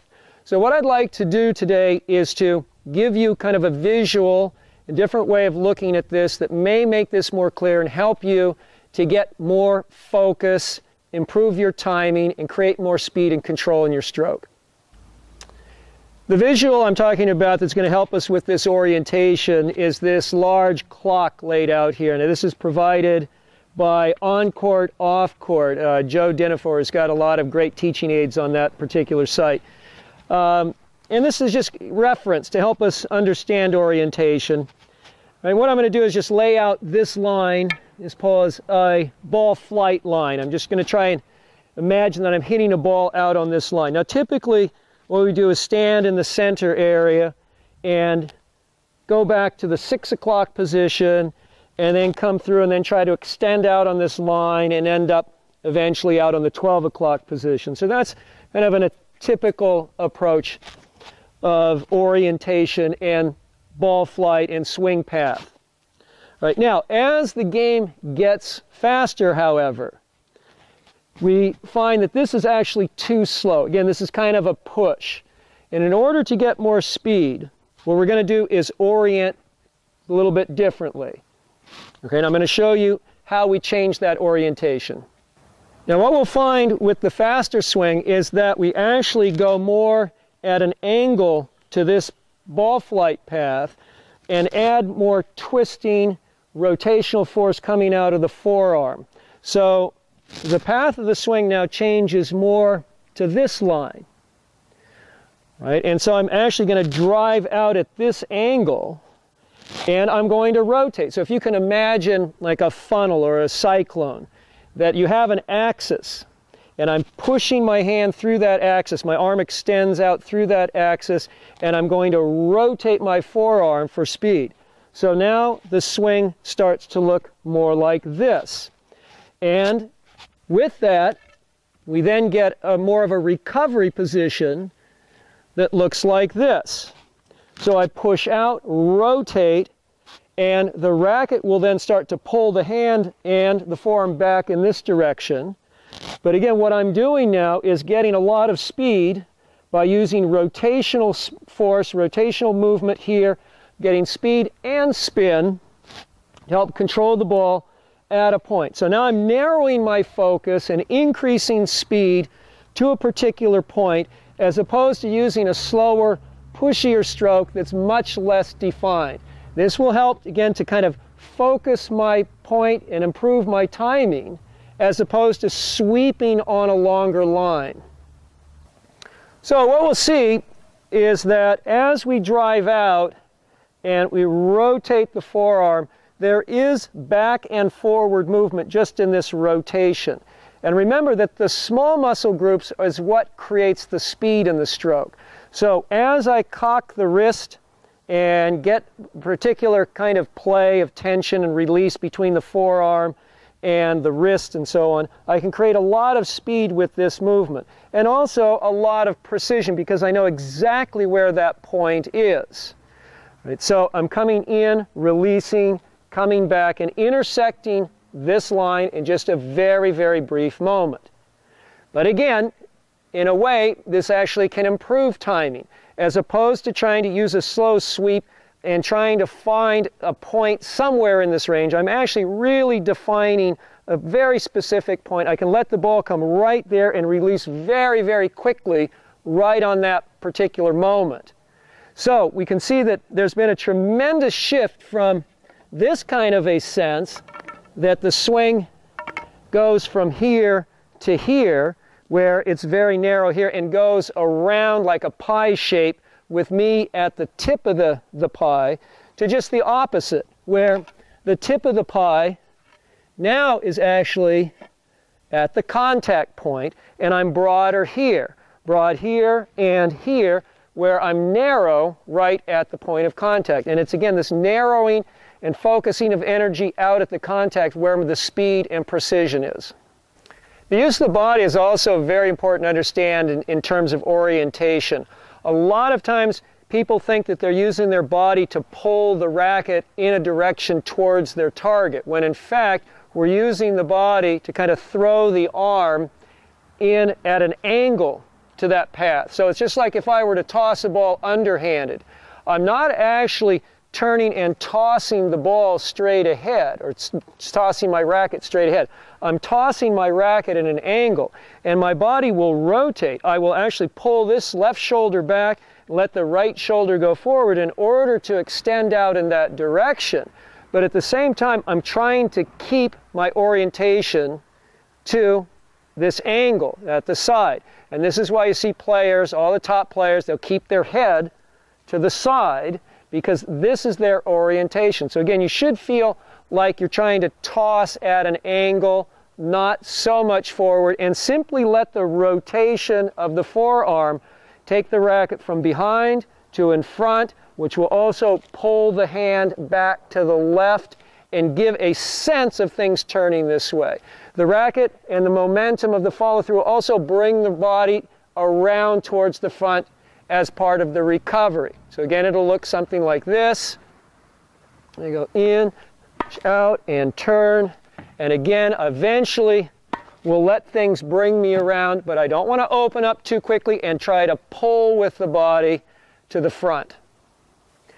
So if we look at our different orientations, of course, this is one orientation when I'm facing straight ahead. I'm looking to see where the ball's going to be coming to me.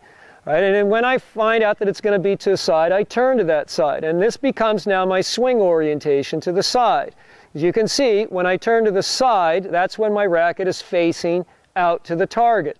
So basically, I'm swinging to the side.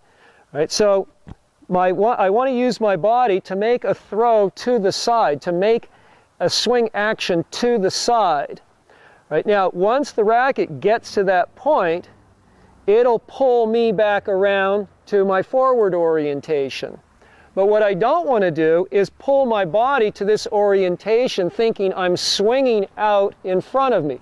And this is a mistake that people often do, which we say they're pulling out of their shot or they're opening up too soon. That is, they're turning their body all the way to the front before they've actually struck the ball, and the energy of that turn actually pulls the stroke to this position. This is where they're really trying to, if they're making that move, their energy is coming to this point here. All right, so I want to turn to this point, get the body to throw the racket to the side, and then the rotation of the racket and the recovery of the racket back will pull the body back around to the forward orientation, so it'll look something like this. And I can just feel how the racket kind of naturally pulls the hand back. So this is, again, very similar to Jack Brody's 8-board. It's another great exercise, and he also talks about these same ideas of orientation. I think does a very good job of that. And again, just sitting in the chair is a very good exercise in getting you a sense of how your body should be oriented and where your timing should be to contact the ball, so you hold balance and just let the body naturally pivot. So in summary, I think it's very important for us to improve our performance is to also kind of improve our understanding and improve our terminology. A lot of times we fall victim to language, phrases, terms, such as hitting through the ball, such as reaching out to the target, and these ideas that we can hold the ball on the strings for longer than we actually can. In fact, you just have a brief moment with the ball. So the more I can focus my energy and my timing and my speed to that single point, the more precision and the more control I'm going to develop into my game. And we see this a lot when we start to get nervous, that we start to push at the ball and we start to get more focused on our target and we start trying to guide the racket out towards the target. We find that the ball starts, what we say, playing us. Our timing falls apart. Our balance falls off as we're sweeping out on these long lines. So again, in order to keep your precision, keep your timing and your speed into your game, try to focus at an angle, at the net post oftentimes, at an angle to the flight line, and really try to deliver energy onto that single point.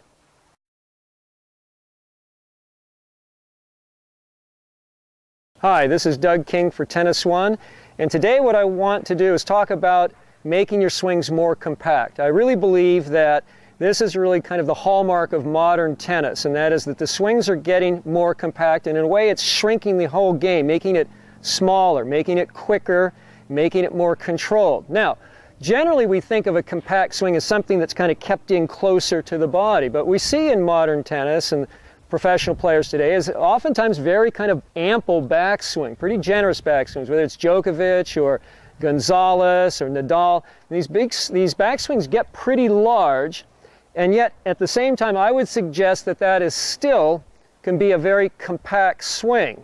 So I think that more important to the size of the swing is how the racket ends up relating to the arm and the thrust of energy going through the hit that determines whether a swing is compact or not.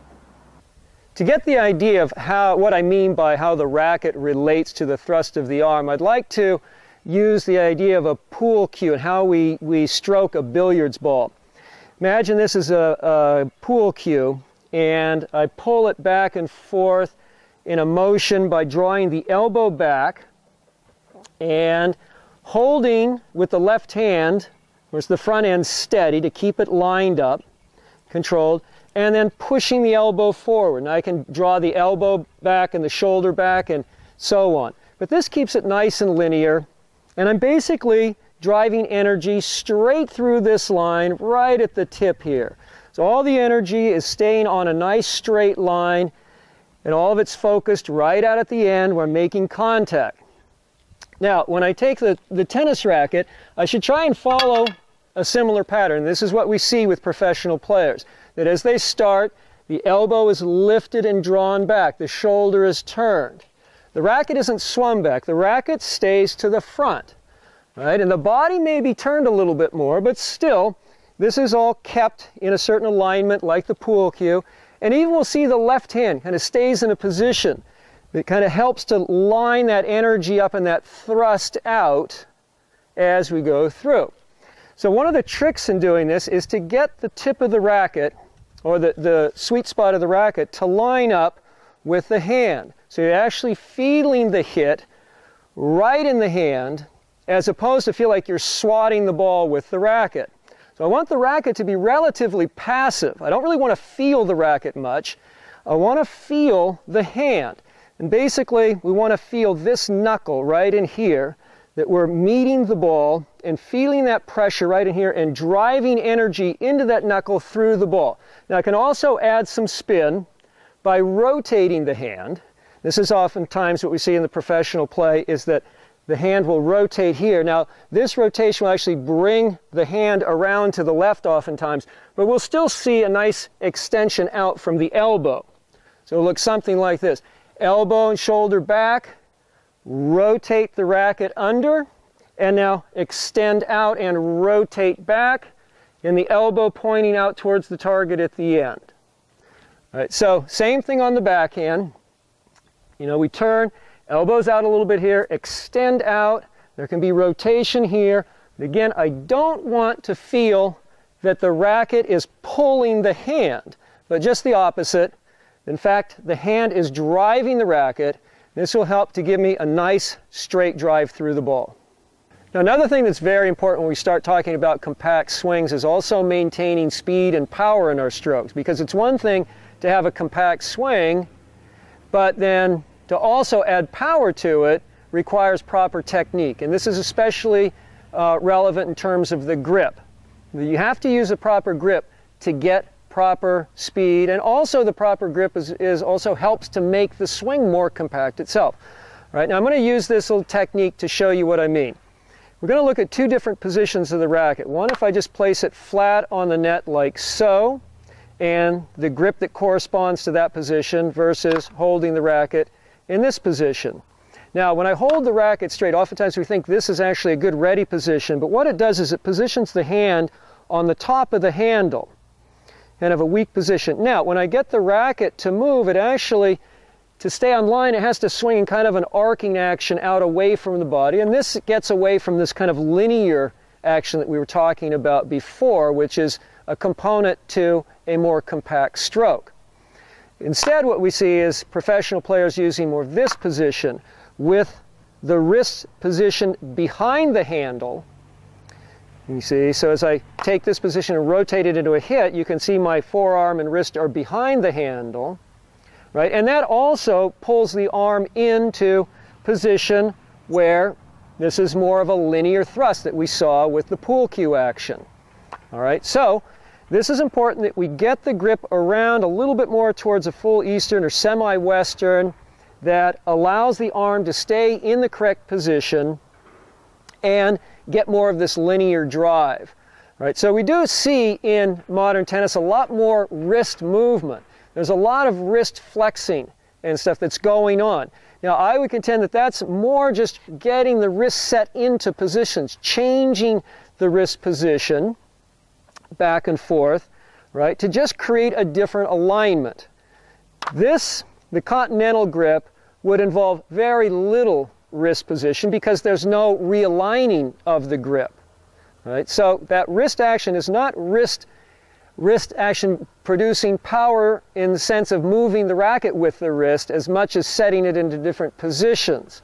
And in fact, we can even see in some cases players where they don't even change the grip and just rotate back and forth, but that's very extreme and I wouldn't recommend that, but we have seen that in the past with players like Sabatini is one that comes to mind.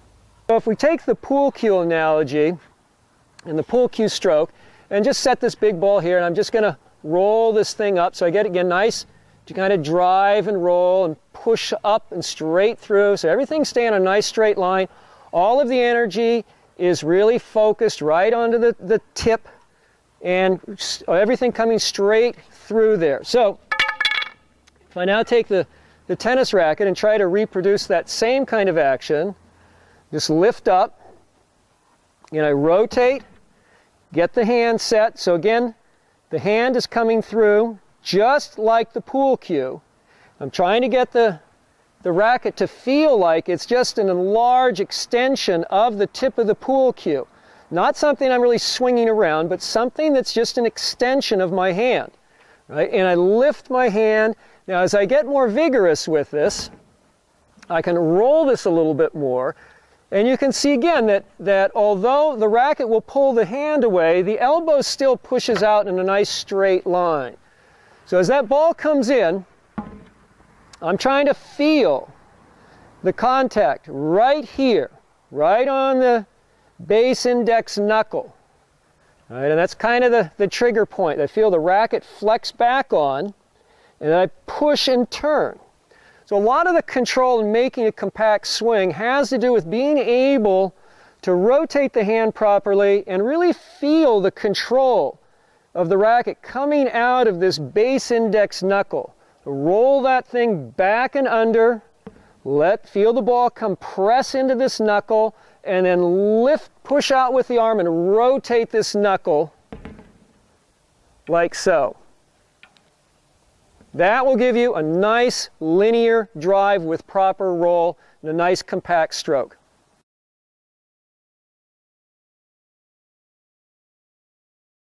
Hi, this is Doug King for Tennis One. Today's tennis is definitely more powerful. We see players hitting with tremendous speed of racket and movement and so on. And of course that's exciting to see. We all would like to get more of that into our game. The problem is when we try to do that, oftentimes we end up just, hitting balls all over the place or going over the fence. We're just out of control. So we end up going the other direction sometimes and try to really be controlled and make sure we don't overhit. We end up just being very stiff, constricted, and we have poor results that way too. We don't move well, we don't set up well, our timing's bad, the ball's playing us. So the question now is how do I find a system that allows me to move freely, fluidly, that has both power elements to it, but at the same time, it has control elements to it. That is, I can find ways of controlling the ball or softening the ball without really inhibiting my movement.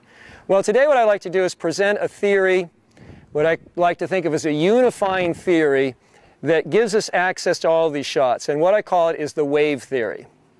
When we talk about power in our strokes, oftentimes we use the analogy of a whip.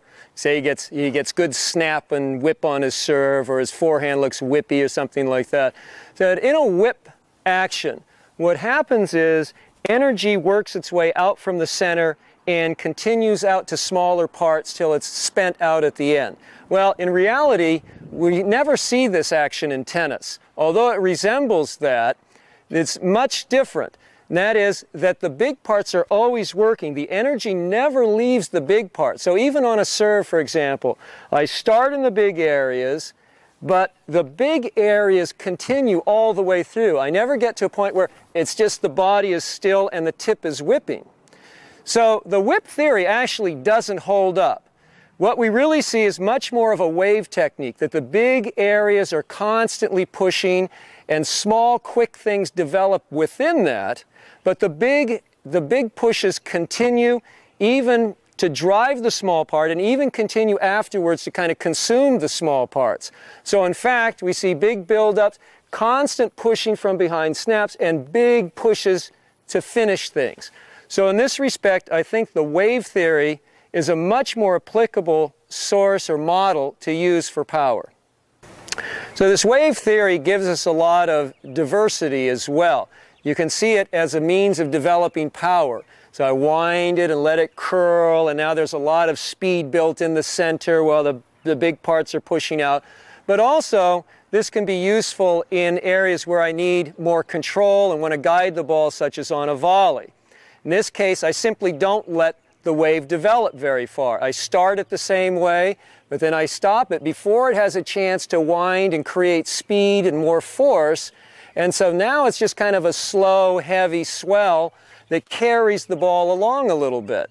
So contrary to what people think, where I'm trying to be quick on volleys, these are actually kind of our slow, bigger movements that carry the ball a little bit more guiding shots. And the way I can manage that when I have less time is that I'm simply not doing as much. But it's still kind of a big, heavy, slow push, whereas if I have more time, the wave develops more. As it develops more, it curls more, and as it curls more, there's more speed and naturally more power out of that. But always it's kind of building and flowing the same way. Also, I can build bigger waves or smaller waves and do the same exact principle. So I think the important thing to remember is that the secret to controlled power is actually the same secret to taking power off of the ball. All of these are built upon principles of continuity, rhythm, and timing. And the wave principle actually embodies all of these things. It has structure, it has fluidity, it has rhythm, it has continuity. At the same time, within it are elements of power, other elements of control. So in this opening segment, what I want to do is paint kind of a broad picture of this wave principle. In the upcoming articles, I want to also look in more detail at the big segments, the big body shifts that are pushing the whole wave, and also look at the small segments, how the hands operate to create either softening or to coil and add more power into it. Hi, this is Doug King, and what I'd like to do today is follow up on my previous article regarding controlled power. In my last article, we talked about how there tends to be two separate approaches to control and power. There's the pendulum system, kind of a slow back and forth thing for controlling the ball. And then there's kind of the kinetic chain, more of a whip-like action that generates more racket head speed that's used for power, like on the serve, for example. Well, it's my contention that by using a wave theory, we can integrate both of those systems into one, or both of those elements, control and power, into one particular system. Today what I'd like to do is break down that wave theory, and what we're going to do is look specifically at the big muscle groups, how we start the action, how that is generated out of the ground. We'll look at our relationship to the ground. We'll look at stances and how they relate to how we shift and so on, and kind of compare that to some of the more traditional thoughts on stances, and then we'll finish up kind of taking it into some exercises that you can do to help learn these things. The most fundamental fact about dealing with the large muscle groups is that our power comes from the ground. The power is generated always by pushing up off of the ground. And this is true in all sports. The difference in tennis is that we have to be much more mobile. In golf, for example, a golfer can just spend, lots of time getting their feet just right, setting up. Baseball players, same thing, they can dig in, they can hold up play. But tennis isn't that way. In baseball, if I'm here, if I don't like the pitch, I let it go. In fact, I'm supposed to. In golf, again, the ball's just sitting there, not even moving. In tennis, I don't have that luxury. The ball's all over the place. So I've got to be able to adjust. And so even though I have to connect to the ground and use it as a power platform, at the same time, I've got to be kind of very mobile on the ground and be able to adjust to all of the timing elements and the positioning elements. And so it's very, very different in that respect. And this, I think, is why clay courters oftentimes have a big advantage and they're better movers on the court, is that they can feel the ground as that platform, but at the same time, they don't get too anchored onto it. They're constantly sliding. They always have to kind of feel that they're shifting, whereas a hard court player oftentimes will think, well, I'm getting in position and I really kind of get set, and now I can plant and hit and get more anchored. Well, I think that's exactly the kind of thinking that leads to poor movement. After understanding the power platform and the ground and how all energy comes out of the ground, the next thing to look at is our footwork, and particularly our stances. Now, in traditional approach, what we have is the turn, racket back, and step in and follow through. Well, in that case, you can see that the body actually gets too far forward, gets in front of the hands, and actually blocks the follow through. The weight shift is already completed by the time the ball is hit. So we see that that really doesn't work well.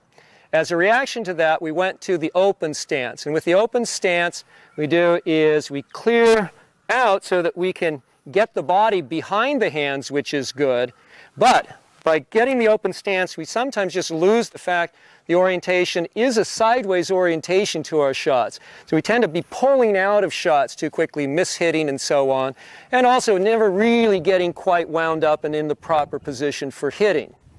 But aside from this idea of a closed stance or an open stance, I think that the whole idea of thinking of stances is going to take us in the wrong direction. Instead, we wanted to develop a much more fluid approach to our footwork.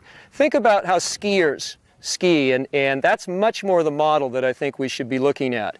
Instead of anchoring the feet to swing the racket, think of how a skier uses a pole to just set and rotate the body around. So if I'm skiing, I'm just keeping a rhythmic shift going and just lightly placing the poles and rotating the body around.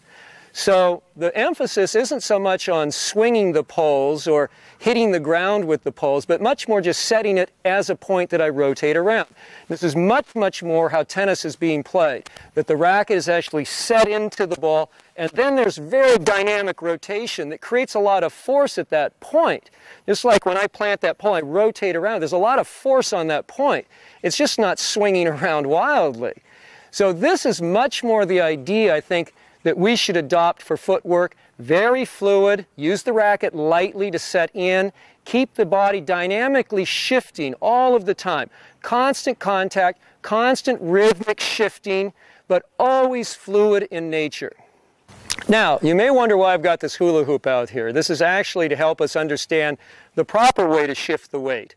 What we actually do is rotate around an axis. We have the hitting side of the body, the side where we hold the racket.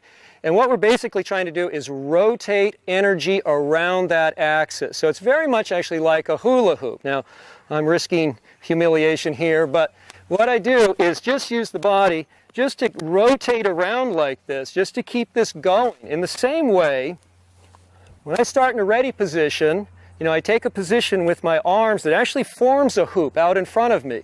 And I rotate the body, and I rotate back, and I'm basically trying to produce this rotational force, keep the arms together in a nice shape, you see, and use the body to keep rotating around. All right, so people who can do the hula hoop, they walk forward, they walk backwards, they walk any direction.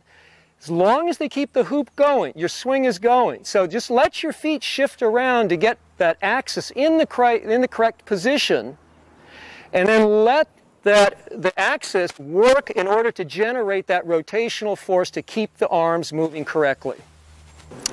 So we've looked at these two elements of a fluid base and then also rotational action, force around an axis. To complete the picture, what I want to do is introduce again the wave theory. And what this does is ties together the concepts of shape and rhythm between the big parts, that is the body, being the legs, the feet, hips, shoulders, trunk, so on, and the relationship between those and the small parts, and that's the arm and the hand.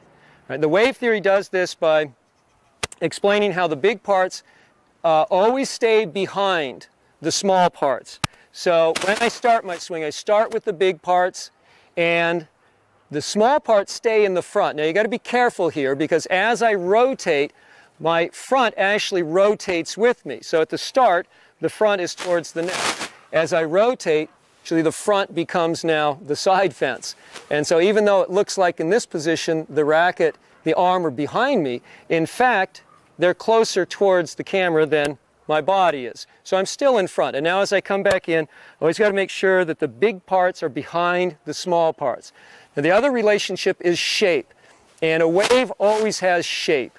In fact, that's what kind of defines it from just water and the ocean in general. It has a certain shape, structure, and rhythm to it. And so it builds from the ground up with a lift, and I hold it together, right? And as it gets bigger and bigger, fuller apart, then it actually collapses back into itself. So what I'm doing at the start is maintaining shape by keeping the hands together on the racket as it starts, and also lifting from the shoulders here.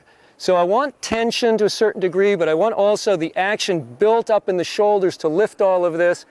And then, boom, gravity lets it collapse back into the body. This folds back, and again, I push through with the big areas.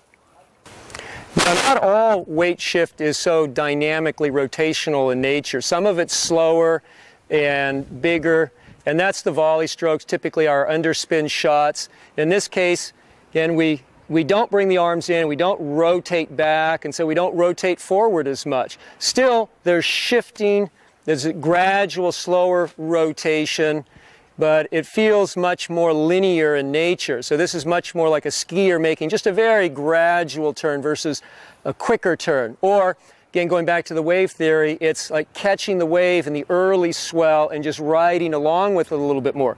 Still, that's turning and shifting, being carried and so on. It just hasn't developed enough. That wave hasn't developed enough to build up more rotational force, which might be used further back or for more power.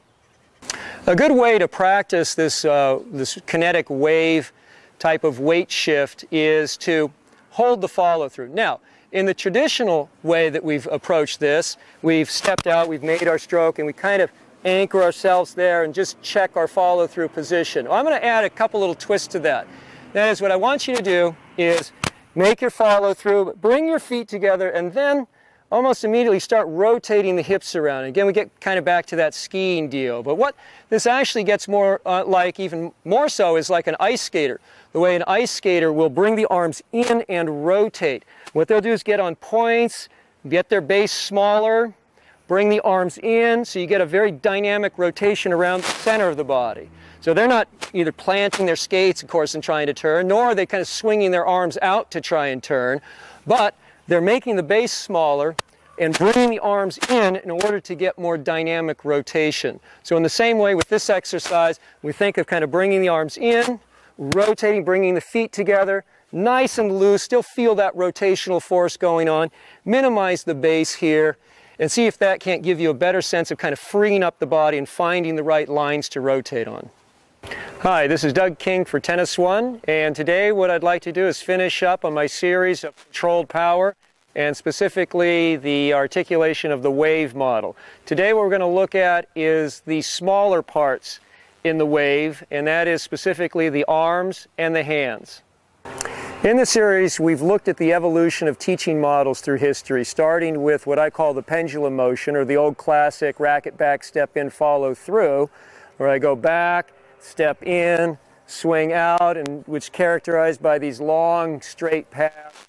And of course, we realize that that kind of tennis really doesn't exist. It sounds nice, but it's too slow, it's too stiff, it really doesn't work in real life.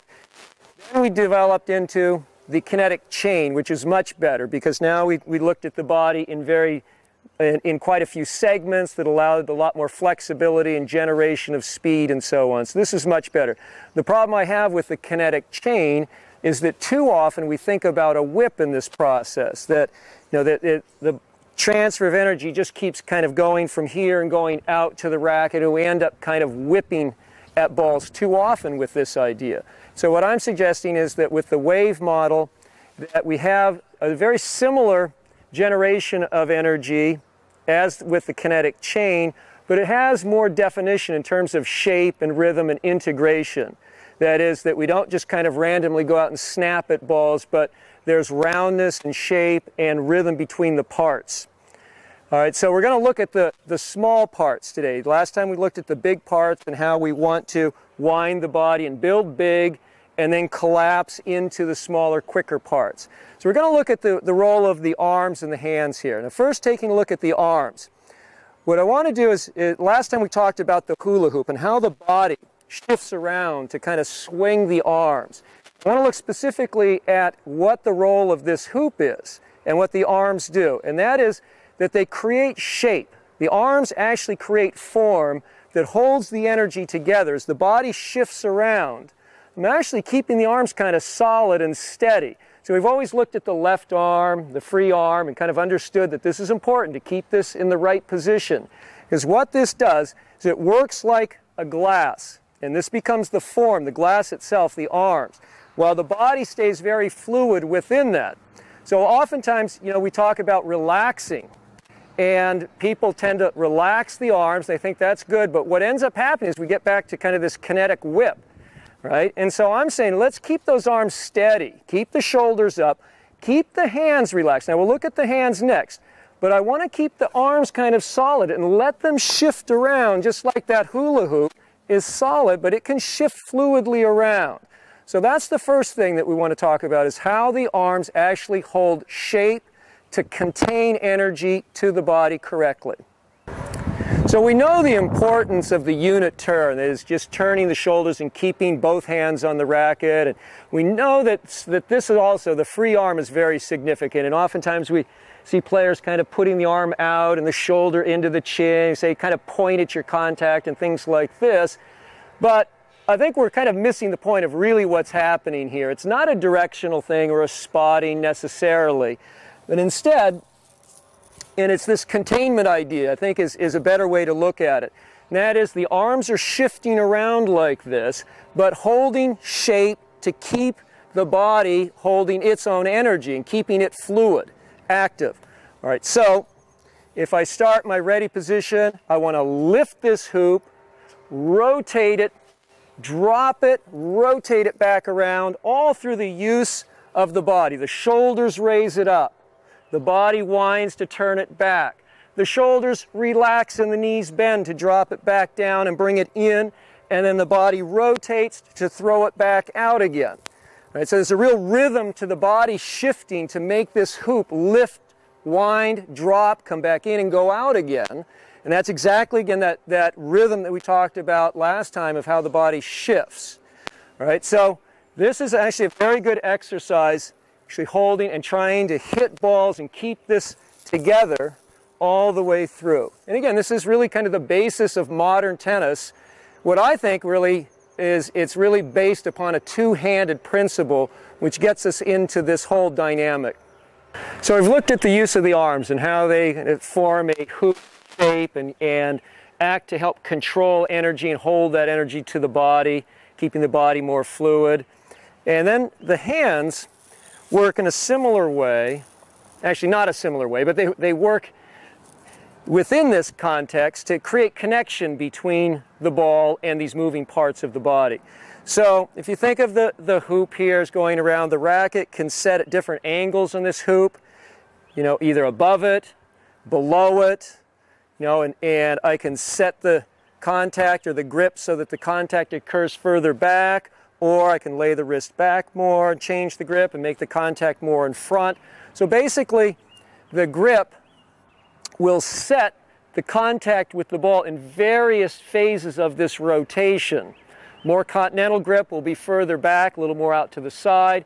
The more I go underneath, more to a semi-western, the more out in front that I am with the hand, the contact. But again, what is very important to understand is that the racket, the hands are creating alignment and connection between the ball and these moving parts. Now what we'll do is we'll look at specifically how the hands make this alignment and connection with the ball. So we just looked at the use of the arms and how they create this hoop shape to hold energy properly to the body. The hands work within this whole structure to create connection between the ball and these moving parts. They create connection and also alignment. So this is the hands are what are doing to create this transfer of energy between these moving parts and impart that energy onto the ball, and at the same time create an alignment that directs the ball properly. So we'll look at the different forms of alignment, from a more continental grip and above the hoop with the racket. Right, so that would place the contact a little further back, versus more of a semi-western grip, which would drop the racket below the hoop and make a contact a little bit more in front. So we talked about how this creates different aspects of contact, or different phases of the wave that I'm catching the ball in. The bigger, slower part with the continental grip, or the faster rotation in the more of the semi-western grip. So the hands are designed to make contact with the ball. Now, first thing, let's talk about contact. In tennis, the contact that we're after is a rolling action. I want to turn the ball. And this turning gives us control of our power. Now, I can turn the ball in different ways. Turn it this way, or I can turn it back the other way. So we've got top spin, side spin, underspin, so on. Remember, what I'm trying to avoid is just coming in and just hitting against the ball. Right, so the racket has to be used in a way that will produce the correct kind of contact. And oftentimes we talk about kind of holding the ball on the strings or catching the ball and so on. And all of this has to do with getting the proper contact with the ball. Now, it's a little bit tricky because in tennis, the way the body is set up is to naturally swing the racket and hit the ball. Right? And particularly as we get into this idea of a kinetic chain, you know, I think that again lends itself to this whipping idea, sending energy out into the racket, which produces a hit feel. So what I want to do is to try and guide you through a little progression that'll help us to get a sense of the actual use of the hands to produce correct contact. All right, so if we can get you to turn just a little bit this way, Nance. All right, if we take the racket at both ends, and we've done this in some of the other videos, and I hold both ends and just lift and just roll the ball, I could say that's using the racket to create perfect contact with the ball. I'm not slapping, hitting here, or like this with the racket. The problem with this is that it's very hard to get power. All right, so now I've got to go to this arrangement in order to wind up more and create more power. But I want to come back to the same kind of contact with the ball. So what I want to do, a good way to feel this, is if I just take the handle of the racket, come at the ball, and just, again, use my hand the same way, just like I'm lifting, using the knuckles to just come up and lift and roll, put the racket in my hand, come up, lift and roll, lift and roll. So I should never be swinging the racket to create a hit, but instead what I'm trying to do is lift the handle to create a roll. All right, so now as I move a little bit further to the side and use the racket, handle. All right, so always I'm trying to feel the handle. And what I want to try to do is not create racket head speed, but I want to create racket handle speed. And it's extremely important that you understand the difference between that. This is why we'll see Nadal finishing like this, trying to get the handle to go, not swinging the racket itself, particularly the racket head.